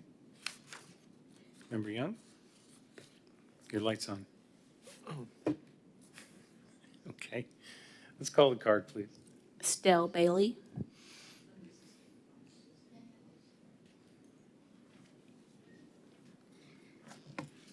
Good evening, Stell Bailey, Port St. John, Florida. For those of you who don't know me, I'm a globally recognized environmental health advocate who has worked very closely with the Environmental Protection Agency and the White House's Council on Environmental Quality. I've also worked very closely with environmental lawyers like advocates such as Aaron Brockovich on cases with environmental health issues. I'm actually a cancer survivor. My whole family got cancer in the same year because we learned that there were PFAS chemicals in our drinking water growing up here on Florida's Space Coast, along with environmental contamination from the space industry and the DoD. But I want to talk about fluoride tonight. I'm going to call it hydrofluorosilicic acid because that is the technical terminology for it. If you haven't seen the documentary Phosphate, I'm also featured in that documentary, and it talks about the environmental impacts that the industry has on Central Florida. And I want to start off with, when I'm talking about this, hydrofluorosilicic acid, I think it's really important to point out that this is not a natural fluoride. And I'm going to keep saying fluoride because it's not the same fluoride that you find in toothpaste. Okay? Many people assume that fluoride added to the drinking water is the same as a naturally occurring fluoride found in rocks and soil, but it is not. What's added to our drinking water is hydrofluorosilicic acid, HFSA for short. It's a toxic industrial byproduct from phosphate fertilizer production. So when you talk about environmental impacts, I think every person in this room understands the environmental impact of fertilizers on our Indian River Lagoon, the nitrogens, the phosphorus. So this all goes into a crazy pollution cycle. Naturally occurring fluoride comes straight from the earth, but HFSA is captured from pollution smokestacks in the fertilizer plants. And then it is chemically different and often contaminated with heavy metals like arsenic and lead. I kind of went over how it was made, but I also wanted to show you guys a very impactful image. In the mid-20th century, this stuff, before it was added to our drinking water, it was put in the air. This is what happened to the cattle on the farms near the phosphate mining industry. They were found with tumors, and they were found skinny. This is very similar to the PFAS case with DuPont. If you look at the similarities of this is something that I always show somebody when I'm talking about hydrofluorosilicic acid. It's not the same as your toothpaste. And also, when we talk about toxicology, which is something I talk in depth about with PFAS chemicals, you have to remember there's a difference between breathing in toxins, and that's usually your number one exposure route, and then ingestion, and then topical. And you're supposed to use fluoride, sodium fluoride, which is if you look at your toothpaste when you go home, you're not going to find hydrofluorosilicic acid. You're going to find sodium. You're going to find a pharmaceutical grade fluoride. And I'm not anti-fluoride. I'm pro for that. What I'm against is hydrofluorosilicic acid because it all goes hand in hand with the environmental contamination that we're seeing across our state, the algal blooms that we're seeing, the seagrass die-offs that we're seeing. And there's major health concerns. And I was also very fortunate enough to be in Washington, D.C. during the federal case concerning fluoride.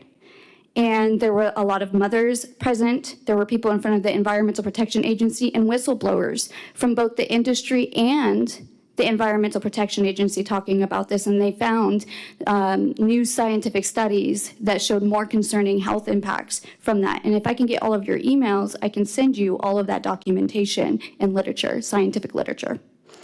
Now, I want to just bring up really quickly that the U.S. government has a history of calling toxic chemicals safe due to industry lobbying. How would I know? Because I've gone up against the lobbyists in Washington, D.C. I know how it all works. And if you look at the history of DDT, radium girls, chromium-6, TCE, and PFAS, that's your perfect example of how fluoride is following the same pattern. It's promoted as safe while independent research continues to expose its dangers. I also want to add that the American Dental Association has fought against affordable dental care. That's something else that you guys are going to hear as an argument. Instead of helping support better dental care access, they have lobbied against affordable dental programs.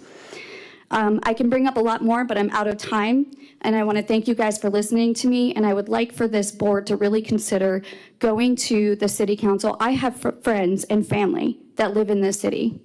And I have also, under my nonprofit organization, given out hundreds of drinking water filters. So people are already filtering this stuff out of their water. They don't trust the water as it is. Thank you. Thank you, Stell. Appreciate that. Well, where do we go now? You have one more card. Oh, we have one more card. That's where we go now. Stan Johnston. Dan?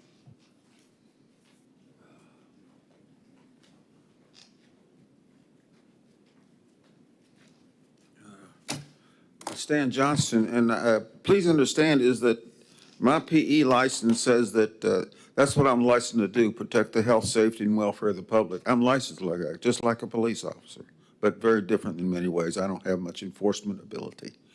In this case is that I was shocked, very shocked, when Kevin Cook said we got hydrofluorosilicic acid that's injected into our water, and say, what in the world are we doing? I can't believe this is happening. That's my reaction. I'm serious. I can't believe that. How in the world that got put in instead of fluoride? I'm saying instead of. I can't believe it. I didn't know that. Everybody's been telling me it's been fluoridating. They call that fluoridation? You got to be nuts. This is very different. This is very different. And she was just showing you some pictures of cows. I don't think you could see it from where you were, but they were just, their bones were destroyed and everything, and their health was destroyed and they were killed. This is a killer. It's not much different than PFAS in some ways, so it's not as toxic as PFAS. And the city of Titusville, I'm going to tell you something horrible. This is horrible. This is from me, Stan Johnson, professional engineer. What we have in the city of Titusville, we have a council that is wild and dangerous. Wild and dangerous when you go ahead and you spray the public with sewage. I can't believe it. I can't believe this is happening. I don't sleep well at night because of what's going on here in Titusville. And by golly, my arrest record shows it too. They were false arrests and so forth like that. They are absolutely crazy out to stop Environmental Commission. They won't put me on the Environmental Commission because they know that I know what they're doing. In this particular case is that I'm going to recommend strongly that you stop it immediately. There's no sense in it. What are the reasons? I wrote some reasons down. Number one, why do they have it on there? Why do we have this different fluoridation? Do they have an answer? Number two, the silica is already known as a health hazard. This hydrosilica is also known as a health hazard. And number three, it's suspected of highly dangerous health effects. So why in the world would we be drinking it all the time? I'm drinking it all the time. I can't believe what's been happening. And I've got children and grandchildren living here. This is what I call, what the city is doing is what? What did I say? Wild and dangerous. I can't believe this. I'm a professional engineer. Nobody listens to me. Sometimes it seems like nobody listens to Laura Lee either. I'm a father. It seems like my children and my wife don't listen to me, but that's the way it is. But what I'm saying is that this is also an environmental issue. There's no question it's an environmental issue. Where do they get this stuff? It's waste from the phosphate industry. If you watch, I also saw the map, saw Stell in there, and on the map. And anybody here see the movie? Raise your hands if you saw the movie. Okay. Keep your hands down if you saw the movie. That's about, okay, it's unanimous now. Did you see it? Okay, she saw it too. It's horrible what's going on. And the thing is like PFAS, we have a tested value of PFAS in our drinking water, 196 or 197 parts per million, which is what? Over 10 times what's recommended? Over 15 times recommended. Detected, and it was in national news, Guardian newspaper. And I brought it to the attention of the council. Still did everything else. And you know what they did? They did nothing. Nothing. And they still do it. Now they say they're not going to test for PFAS at all. We're not going to find out what the source of it is, whether it was genuine or not. What I'm saying is what we are in the city of Titusville, this is wild and dangerous. The only city in the world, the only city in the world that sprays women, children, and women, children with piss and poop. That's what it is. It's piss and poop. There is not one sewage treatment plant that sprays raw sewage in the air. Not one. Not one that I know of. If you have one, name it. But the city of Titusville, they will spray sewage into the air. They will have this hydrofluorosilicic acid in the thing that is, what is it? A waste from the phosphate industry. They're absolutely nuts. And that's crazy. Humans are crazy, it seems like to me. So any questions you have of me, please ask questions of me. I don't think anybody listens to me. Thank you, Stan. We appreciate your comments.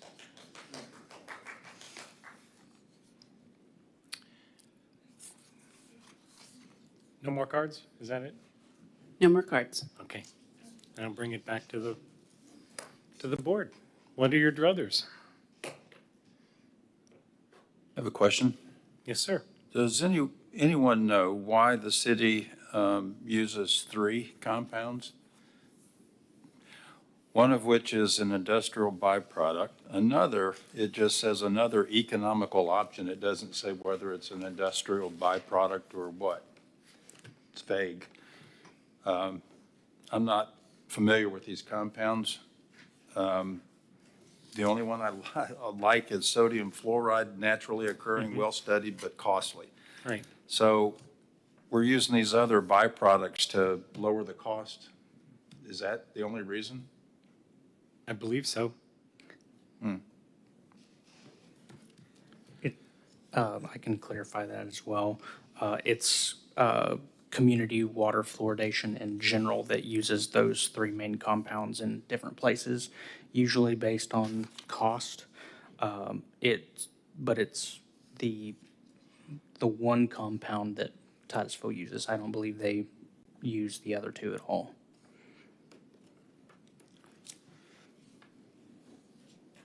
And which So- one does Titusville use? The one that's written down here is fluorosilicic acid, but it's also, it goes by a couple names. It's Well, the hydrofluorosic. chemical I can't equation pronounce you've it. given it here is hydrofluorosalicylic acid. Even though you didn't write the hydro, that's the H2SiF6.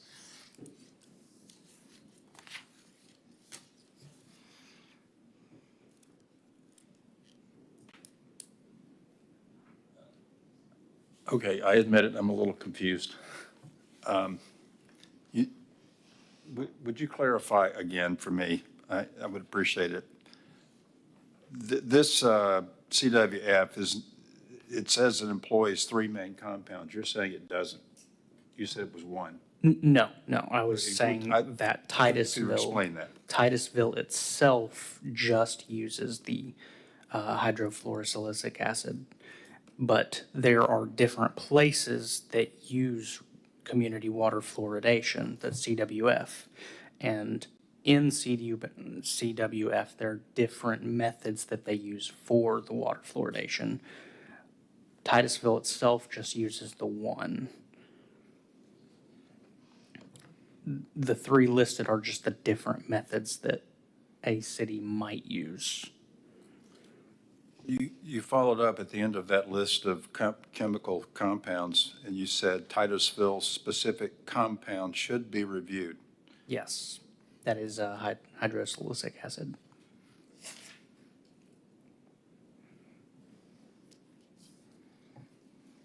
Okay, so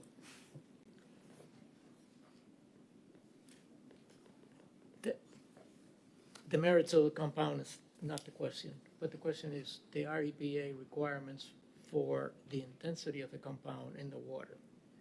That is measured at the last point in the system, usually. Speak into Just the like microphone, chlorination. please.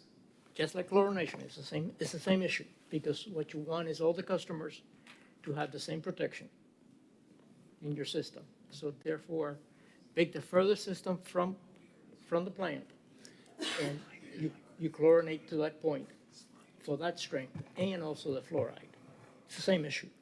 So that is an amount that has to be accounted for on a daily basis by testing, and that data is available from the water plant, because the water plant has to account that to EPA on EPA reports. So it shouldn't be a mystery. It should not be a mystery. If the quantities you're using are exceeding EPA, it's a problem. But if the quantities that they're putting in does not exceed EPA, it's another conversation. Totally different conversation that we're having, because that chemical, and I'm not defending any chemical, so let's keep that in mind, but the engineering logic on this is a reportable thing, so therefore they do have the data. And whenever they exceed, they have to report it. Whenever they come under, they have to report it. But this particular chemical, even though it may be very bad stuff, has been studied for some time, just like chlorine. Some people are against chlorine also, okay? But it's something that is needed in water systems, especially public water systems of any length of piping, in order to provide safe, what is considered safe, water at that person at the end of the pipe. And so I think it should be easy to have the water plant folks come in and say, this is what we do, this is how much we put on, and whether we agree or not, are they following the EPA requirements? And then we can start a conversation with that. But as I stated here, it says within safe limits of EPA. So it all comes down to, do we believe EPA or not? And there are many instances where EPA has been wrong. I'm not defending them at all. So please don't get me wrong. But what I'm trying to do is, what is it that we have at the water plant here without crying they're doing something wrong? They may not be doing something wrong or illegal. They aren't. My Okay. understanding is that they are following the letter of the law. And if They they're are using, and if we're following the letter of the law, that's a different conversation. well, that's the conversation we're having, is that different but- one, because this material, now that we know what it is questionable. But the material may be questionable to some entities and may not have enough data in a water system to be a problem if you use 0.0001 versus 0.1. I understand the And quantity and problem. so what we need is data. We need data from the water plant that says, these are the units that we're using for the, All for the right, system. let's just say for Because otherwise, what we're talking about giggles, then that everything is fine, that they're putting in exactly what they're supposed to be doing, that they are meeting their EPA requirements and FDEP requirements, and everything is Right. fine. The question that's been brought on the table is this stuff the right stuff to be used in our drinking water, and giving it as a toxicant to every person that buys and drinks, Titusville water? But again, what I'm advocating is words like toxicant at the levels that they're using may not be the right conversation. That's all that If I'm I saying. may, sir. Please, Stella. The Environmental Protection Agency, this is a choice. Hydrofluorosilicic acid being added into the drinking water is a choice. It is not cleaning your water. It is not meant to clean your water. Again, it is a I use- medical I choice. use it as a reference because it's like chlorine. It's the same thing. Okay, it is, yes, it is. It is used as a product. Chlorine is used to clean out the system. I understand. Hydrofluorosilicic isn't. Stan, I understand. That's why I said that I wasn't going to go there, but just as a reference. That's why I said the last person in the system of the city of Titusville receives the same amount of protection for fluoride and chlorine. That is what the So your belief system is system designed to do. is that people should have a medical treatment. If that's the case, scientists have offered to put lithium for suicide in your drinking water systems. I understand that. I All I'm don't- trying to do is trying to surface what is that you're asking us to do other than, I'm asking you to go along with the Florida Surgeon General. I'm asking you to go along with the latest scientific data that came out in the federal case that was won by citizens and moms that said that this stuff was more dangerous at lower levels than they thought previously over decades and decades of scientific literature that you're speaking of. And there have been numerous experts, not just epidemiologists, toxicologists, but numerous experts, scientists who have come forward and said that they are very concerned about hydrofluorosilicic acid being added to the drinking water. It is a choice for a city to put it in, and it should be a choice for people to add it to their daily routine or not. We should not be forced medicating people across the city. I am not advocating that at all. So please, we're not going there. Okay, all that I'm asking is, do we even know what levels the city is using this material at? Does Okay. it matter? Yes, it does. Because what's being asked of tonight is for it to be completely It does. removed. I think it does matter. I think. Because you want to keep it in the water. No, I don't want, again, I don't want to keep it anywhere, okay? But I do need to know. As It an will save engineer- your city As money. an engineer, I need data. He's an engineer, he needs data. I need data. Am I violating any rule, whether it be EPA or whether it be anybody else? Am I violating the Surgeon The only General thing you're of the state? yes, You just the only mentioned thing this- you're violating is the phosphate mining industry's pockets. I understand what you're saying. And I respect what you're saying about data. And that's good. but And I'm willing you're to asking send you this forum information. to make a determination on something that I don't think we're prepared technically to do. Now, if the state of Florida says this material is bad, then we should not be using it, okay? The Surgeon General has come out, DeSantis has come out and said it, and there have been numerous cities across the state of Florida that have been removing it. Then we should demand our legislatures, people, to change it and say, you know what, we're not going to use this in the state of Florida. So you want to put the burden No, of decision on the state of Florida. Doesn't that go against home rule? a lot of things go against home rule. Tallahassee, in the last year, has been using that as a way to get around a lot of stuff. And the Surgeon General of the state of Florida. I believe that the is power known- should is be in known- the is city known for council's making hands. statements that are totally out there, and that's okay. We'll leave it at that. But again, I think that we should face it with a little more data. What is it that the plan is using on a daily basis? What is the number of units that we're seeing? Okay, does it make sense? And we may even get to a point where we could recommend something to council. But right now, I understand what you're saying. I don't have a problem with what you're saying at all. What is written here is a very basic statement, okay? But it's very stated that says that has been deemed phased within the EPA requirements. So therefore, I don't know what the EPA requirements are, and I don't know what we're putting in our water. I don't know how many units are being put in the water. Now, if we're talking about putting it at all, period, as a conversation, that's a different conversation that needs to happen. Not this conversation that says this body, at least me personally, have enough data to say we're not going to use it at all, based on something that, Based on science. no, I am science. Okay, so Okay. am I. And I am the EPA science. is too. No, I am science, and so is EPA. And I don't even know if we're violating EPA. You're not. How would you be violating the Environmental Protection Agency?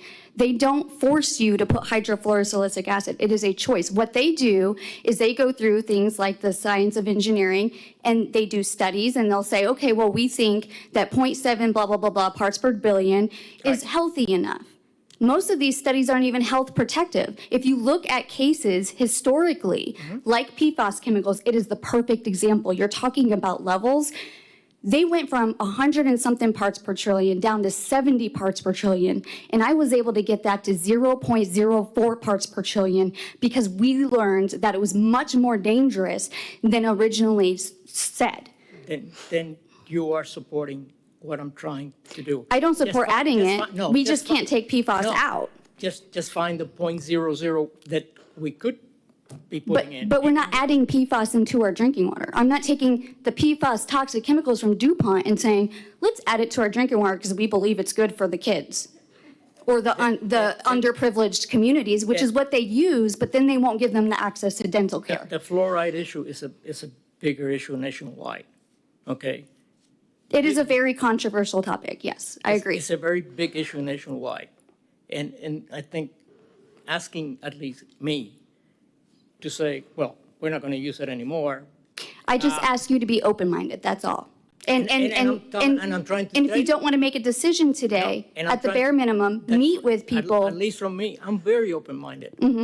I want to see proof. I want to see data. I want to see what we're using. I want to see what the water plant on Singleton is putting in.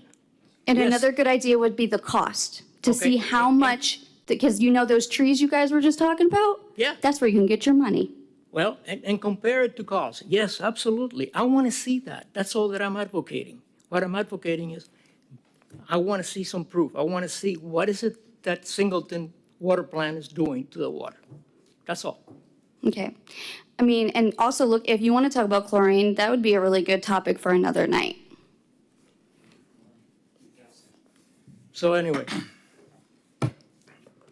So I would recommend that we ask of staff how much hydrofluorosalicylic acid is being injected in our water system and the cost of such. I think that's a very fair thing to ask, of course. Okay, realizing it is a choice that we use this method of Absolutely. fluoridation. Absolutely. Okay. But I think we need that data. Do you want to know what the costs are of the other options? Exactly. All right. And are they options that they have looked at that are better? Well, Ye- there's just the three that are listed here. I don't know if there's more. So yes, that's all that I'm asking. Right. Stell, would you mind delivering your data to the board? I mean, I sent it already to Jonathan. It was today. I'm sorry it was so late.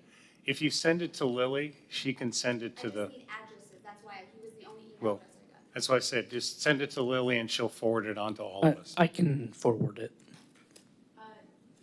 No, you can't. to Lily. Because that's a violation of the Sunshine Law, potentially. Not to Lily?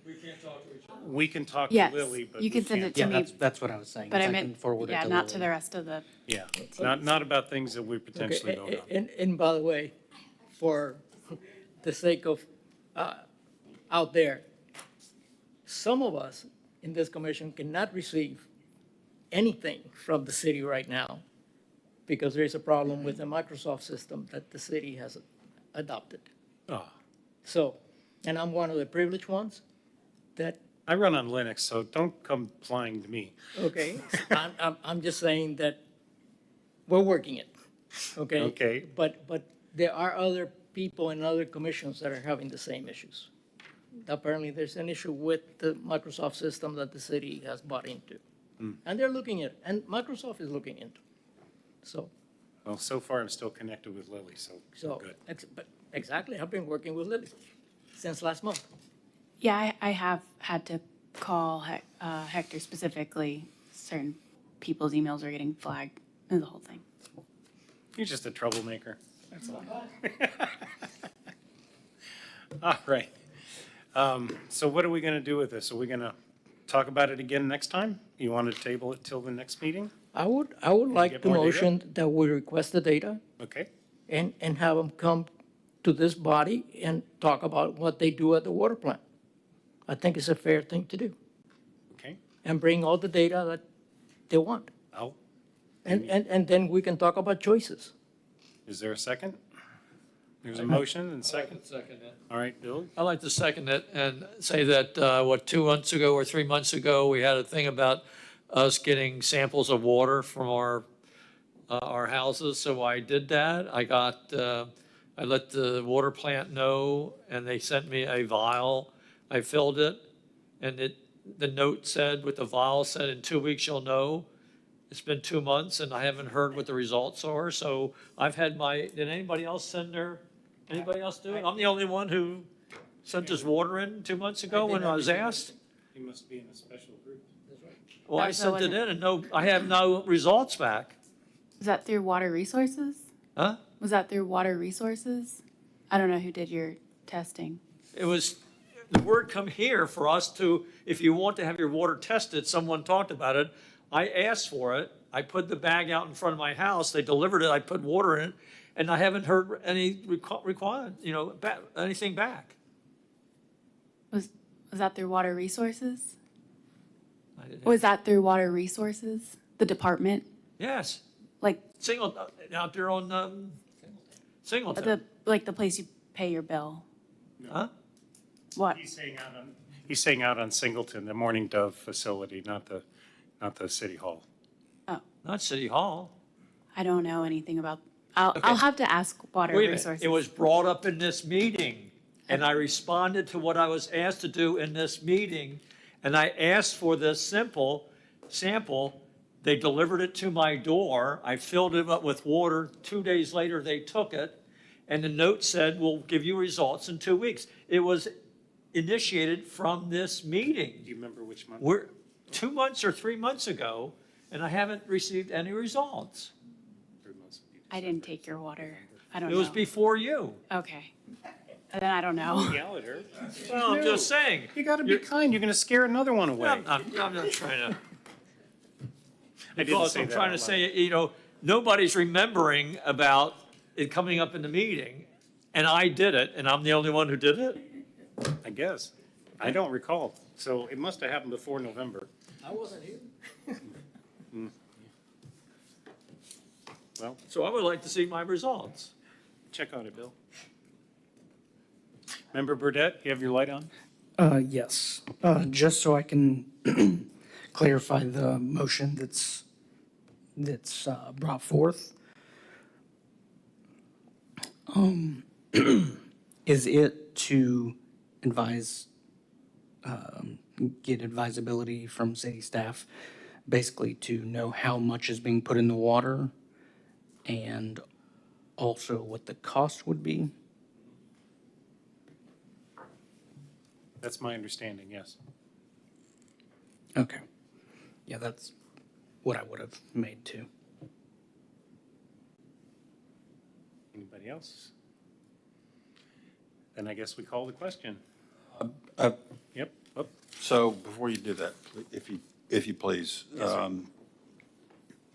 Mr. Burdette states here that Titusville-specific compound should be reviewed. It's a little bit of a bigger question, and I don't disagree with that. I think it should be reviewed. I have some questions about emerging science or evidence of risk versus settled science. And I think there is a difference. I found numerous articles that talked about this 2024 National Toxicology Program that talked about a possible association between fluoride exposure above 1.5 milligrams per liter and lower IQ scores. And they were quoting studies that were done out of this country using fluoride twice what EPA recommends as a safe level.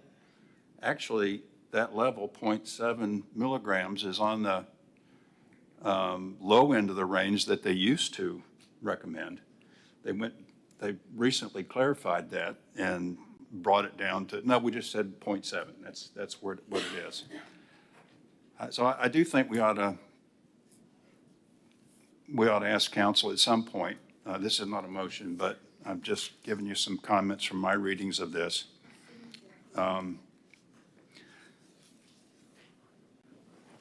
I have some concerns about dropping what we've been doing for the last 50 years because I don't think that everybody has the same dental care, the same quality of care. And I know there's increased skepticism about fluoride in our water right now. I even read some percentages like, well, it was 22% of the population was comfortable with where we are, or 22% questioned, and now we have 35% believing in the CWF efficacy, right? Which is, okay, so the skepticism is increasing, is what that referred to. I am concerned about the fact that people are drinking more bottled water these days. That doesn't have fluoride treatment in it in general. So a lot of people drink fluoride from their tap water, but I think a lot of people are drinking bottled water these days. And I'm concerned that a lot of lower income populations are not getting the dental care that they should. I'm not sure I completely am on board with the Surgeon General of Florida. In one report I read, he said the previously considered benefit of community water fluoridation does not outweigh the current known risk, especially for special populations like pregnant women and children. I thought this was emerging science. He's talking about the science like it's settled, and there are peer reviews, and it's all completely figured out now that, the previously considered benefit is not what it was. He's also said, I get physically sick when I'm in the presence of people who are trying to sell you something, talking about a dentist who's had a practice for 40 or 50 years, and the dentist is talking about the problems he's seen in his patients that have gum disease, and it's just, I go back to that settled science versus emerging science, and I know there's a lot of concern being whipped up, but I'm looking for settled science, and I don't see a lot of it related to get rid of the fluoride and stop using what we've been using for the last 50 years. The American Dental Association, the Florida Dental Association, the people that run those associations are adamantly opposed to dropping fluoride out of our drinking water. So those are some comments I have, some things that I've noticed, touching base with something that you said, Mr. Delgado, that,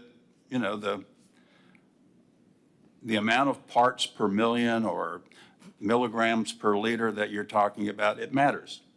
There's some acids in your Coke that at the wrong level are pretty bad for you. You can put them on your battery to get rid of, cleaning up your battery when it gets all the green stuff. But so that matters. And I think right now that it would be interesting to see what levels of hydrofluorosilicic acid we're using in our treatment. I'd like to be more informed about that. But I'm sure not on board yet with emerging science. Okay. That's my comments. All right. Bill? I'd like to respond to your emerging science, which it is, because you mentioned Coke. As I've read somewhere, it's that a lot of these sodas undo the fluoride that you're putting in. So why drink water with fluoride if you're going to drink Coca-Cola? Because you take out the fluoride. The Coca-Cola takes the fluoride out of the water. So why spend money putting it in? Yeah, I'd like to say We something. obviously have more to discuss about this, Stan, we've already closed. Well, the thing is, y'all didn't even ask her, you haven't addressed our question. And in other words, at all. In other words, the question was, well, what we're asking you to do is to take out this specific one, not all fluoridation. You're out of order. Yeah, thank you. Thank you. Well, you're not listening. We have a motion on the table in a second. Is there any further discussion on it? The only thing I would like to add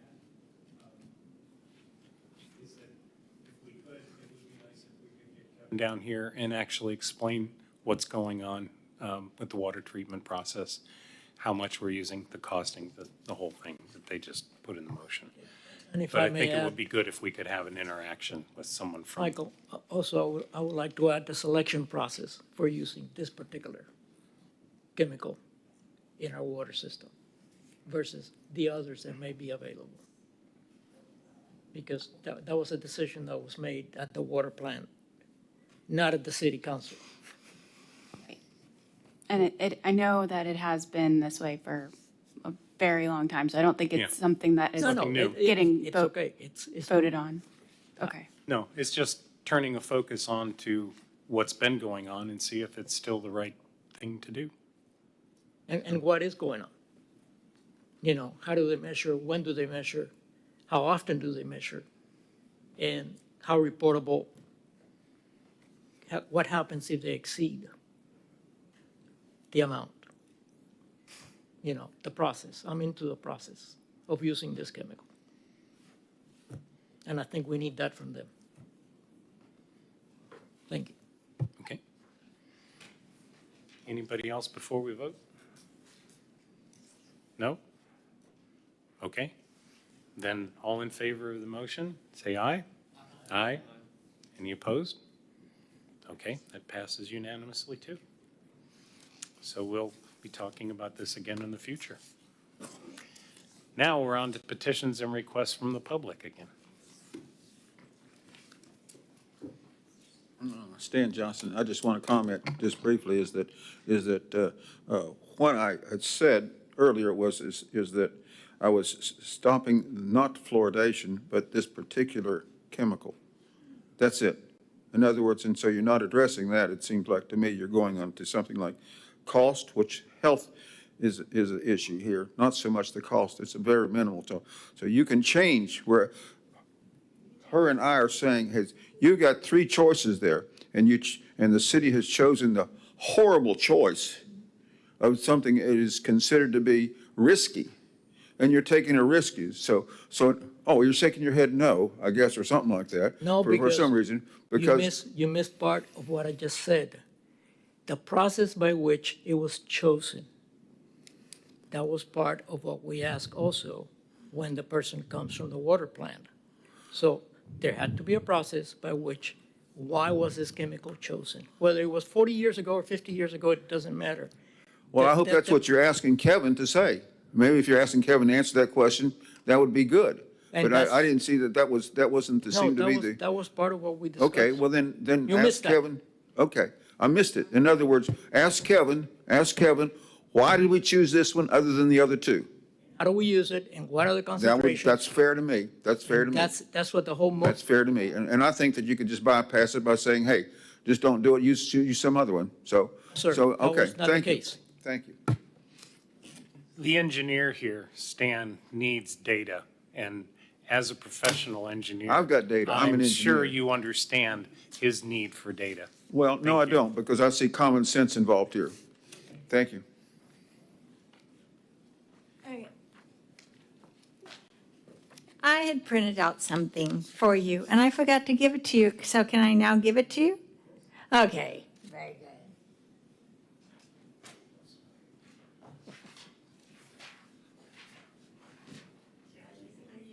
Let me take one for Lily, and you guys can just divvy out the rest.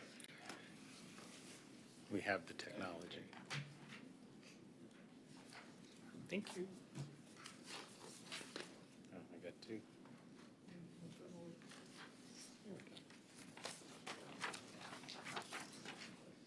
Oh, yes.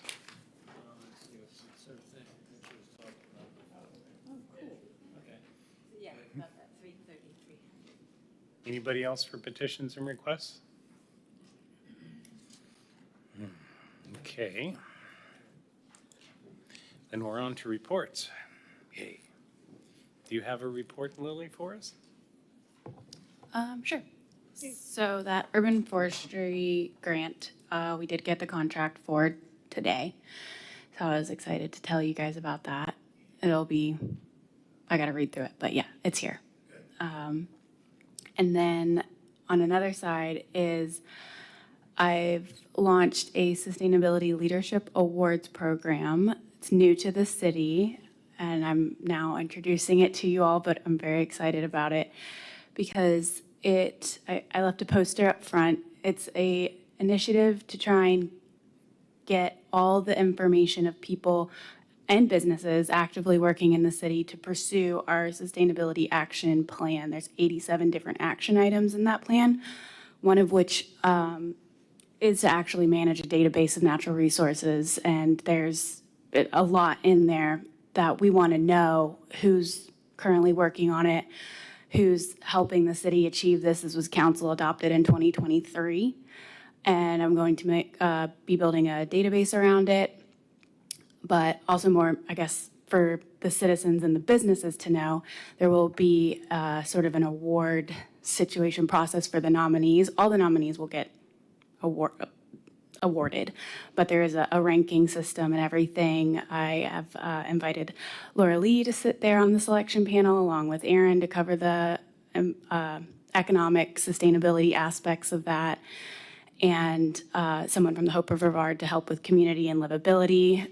There's 6 different ways that you can help push for sustainability in our city, and we want to make sure that we as a city are highlighting those who are helping us achieve those goals. So I just want to let you know.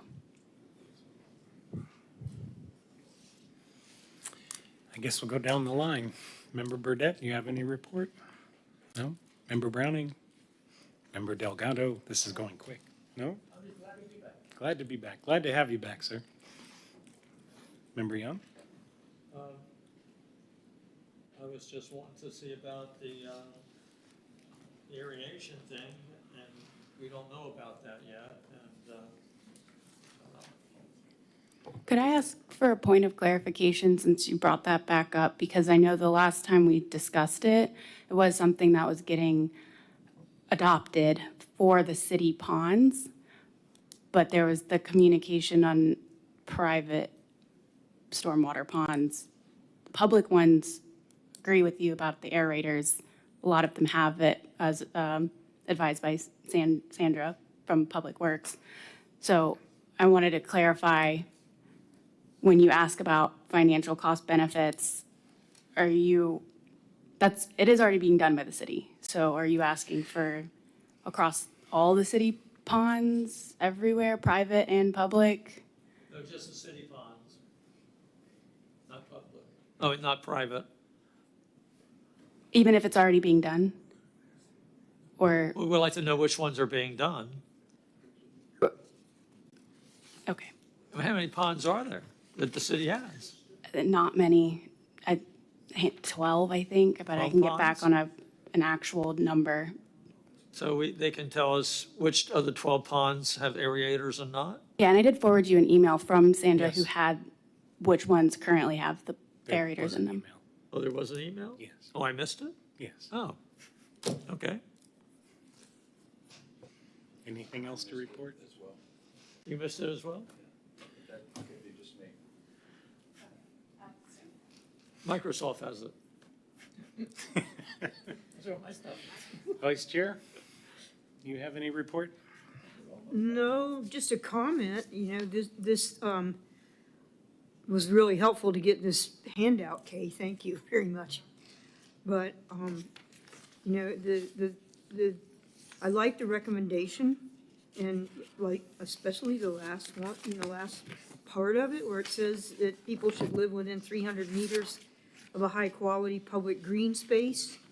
That could fit right in with the St. John River Water Management District recommendation that Titusville should have multiple small stormwater parks spread throughout the city to help reduce stormwater and recharge our aquifer. And then our comp plan recommends that everyone in the city should be within a 10-minute walk of a park. So it all fits in. So thank you very much, Kay. I was actually thinking that we should put this on an agenda item for the next meeting. And, because I agree with you, I think there are issues that need to go into our comprehensive plan to make this more solid, instead of saying, anyway, the 330, 300 rule, I think, is something worth adopting. So if that's okay with everybody, I'd like to put that on the agenda item for next week, next meeting. Yeah, we can vote on it. All in favor, say aye. Aye. Any opposed? Great. All right. We're going to talk about this, Kay. Thank you. Anything else to? Okay. I have 2 things to report. I attended the opening of the Marine Resource Council low-impact living approach, which is not focused so much on new development, it's focused on existing development, people that are already here, and what can people that are here do now to help our stormwater problem. And so their approach is to get people to realize that they can help capture stormwater on site where they live today by putting in rain gardens and planting trees on their private property. And I think what they're going to do is make this a focus and make it a process by where the cities can potentially help out with grants. There can be some mitigation on stormwater fees if we're capturing it instead of running it off. There's a lot of different benefits, most of which are that we'll be working with the people that the 50,000 that are already here, as opposed to just a few thousand new homes going in, and we can may have a bigger impact that way. So I thought that approach was good. When I met with Lily and Brad, I talked about it briefly, and Lily thought that it didn't go far enough, that we need to be talking about all streams, like trash as well, I assume, right? And composting and other streams that the city services are responsible for. So I think that fits within our environmental assessment mantra. The other thing that I did was I went and spoke before the Brevard County Commission on a special meeting. They were going over their Speak Up Brevard topics. I had this turned in last year. I didn't get it turned in this year, but I was invited to come and speak on it. And what I spoke about was that the commission, our county commission, should stand up a task force on space because of the tsunami of growth that's about to enter Brevard County in the coming decade. There easily will be thousands of acres of new manufacturing that'll be going in that doesn't have any kind of planning and zoning board or review. And it looks like since the NEPA process has been kneecapped, there's probably going to be even less industrial wastewater review out there now. In addition to that, there's going to be tens of thousands of new jobs coming in. They need a place to stay, but more importantly, all of the concurrency issues that come with bringing in tens of thousands of new people. Roads, schools, police, fire, rescue, potable water, sanitary sewer, and hospitals. All of this has to grow commensurate with the people that come on board. And that's what our planning staff is trying to work toward. The problem is that the tsunami is so big and that there is no overarching oversight group. There's no task force to negotiate between the Department of Defense Space Force, the Navy, NASA, Brevard County, the local cities in the area here, the cruise terminal industry, the rail industry, and our transportation. We are a pentamodal. We're not just air, road, or traffic, ships and so forth, but we're also space. Commercial space flight is something new. And we have in our backyard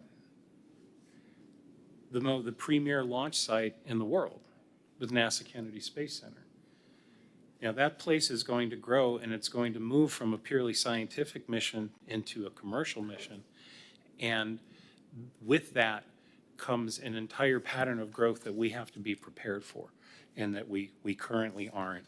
I basically told the commission that there's going to be some dramatic changes and that they need to take a leadership role in creating this task force. Space Florida is also a major entity here. There's dozens. I mean, FAA you can consider is also impacted. The Indian River Lagoon National Estuary Program. It just goes on. The U.S. Coast Guard, U.S. Department of Commerce. What's going to happen is we're going to not have enough space in the terminal to handle all the reusable rockets that are coming back. There's no garage for barges, right? So that's number one. They're wanting to bring in more cruise ships, which is going to further compact the space there. And then you've got all three of these, the cruise terminals, the launches, and air traffic, all interacting in the same space, and nobody's coordinating when a cruise ship goes out. Does that interfere with the launch, or does that affect an airplane flying in from Orlando? There's no, this place is ripe for a problem, a major problem going forward. And I really believe that this is something that we need to see happen, because if we don't, it's our quality of life here that's going to suffer. The lagoon will tank. There will be no more fishing, recreational water sports. I mean, it's just, it would be a shame for us, for mankind, I think, to burn the launch pad that we step off into space. I think that's just a bad picture. And we need to somehow take a leading role in preventing that and creating a better planning process. So that's my report. And I guess that's the end of the meeting. So is there a motion for adjournment? Second? All in favor? Aye. Okay, we're done. Thank you very much.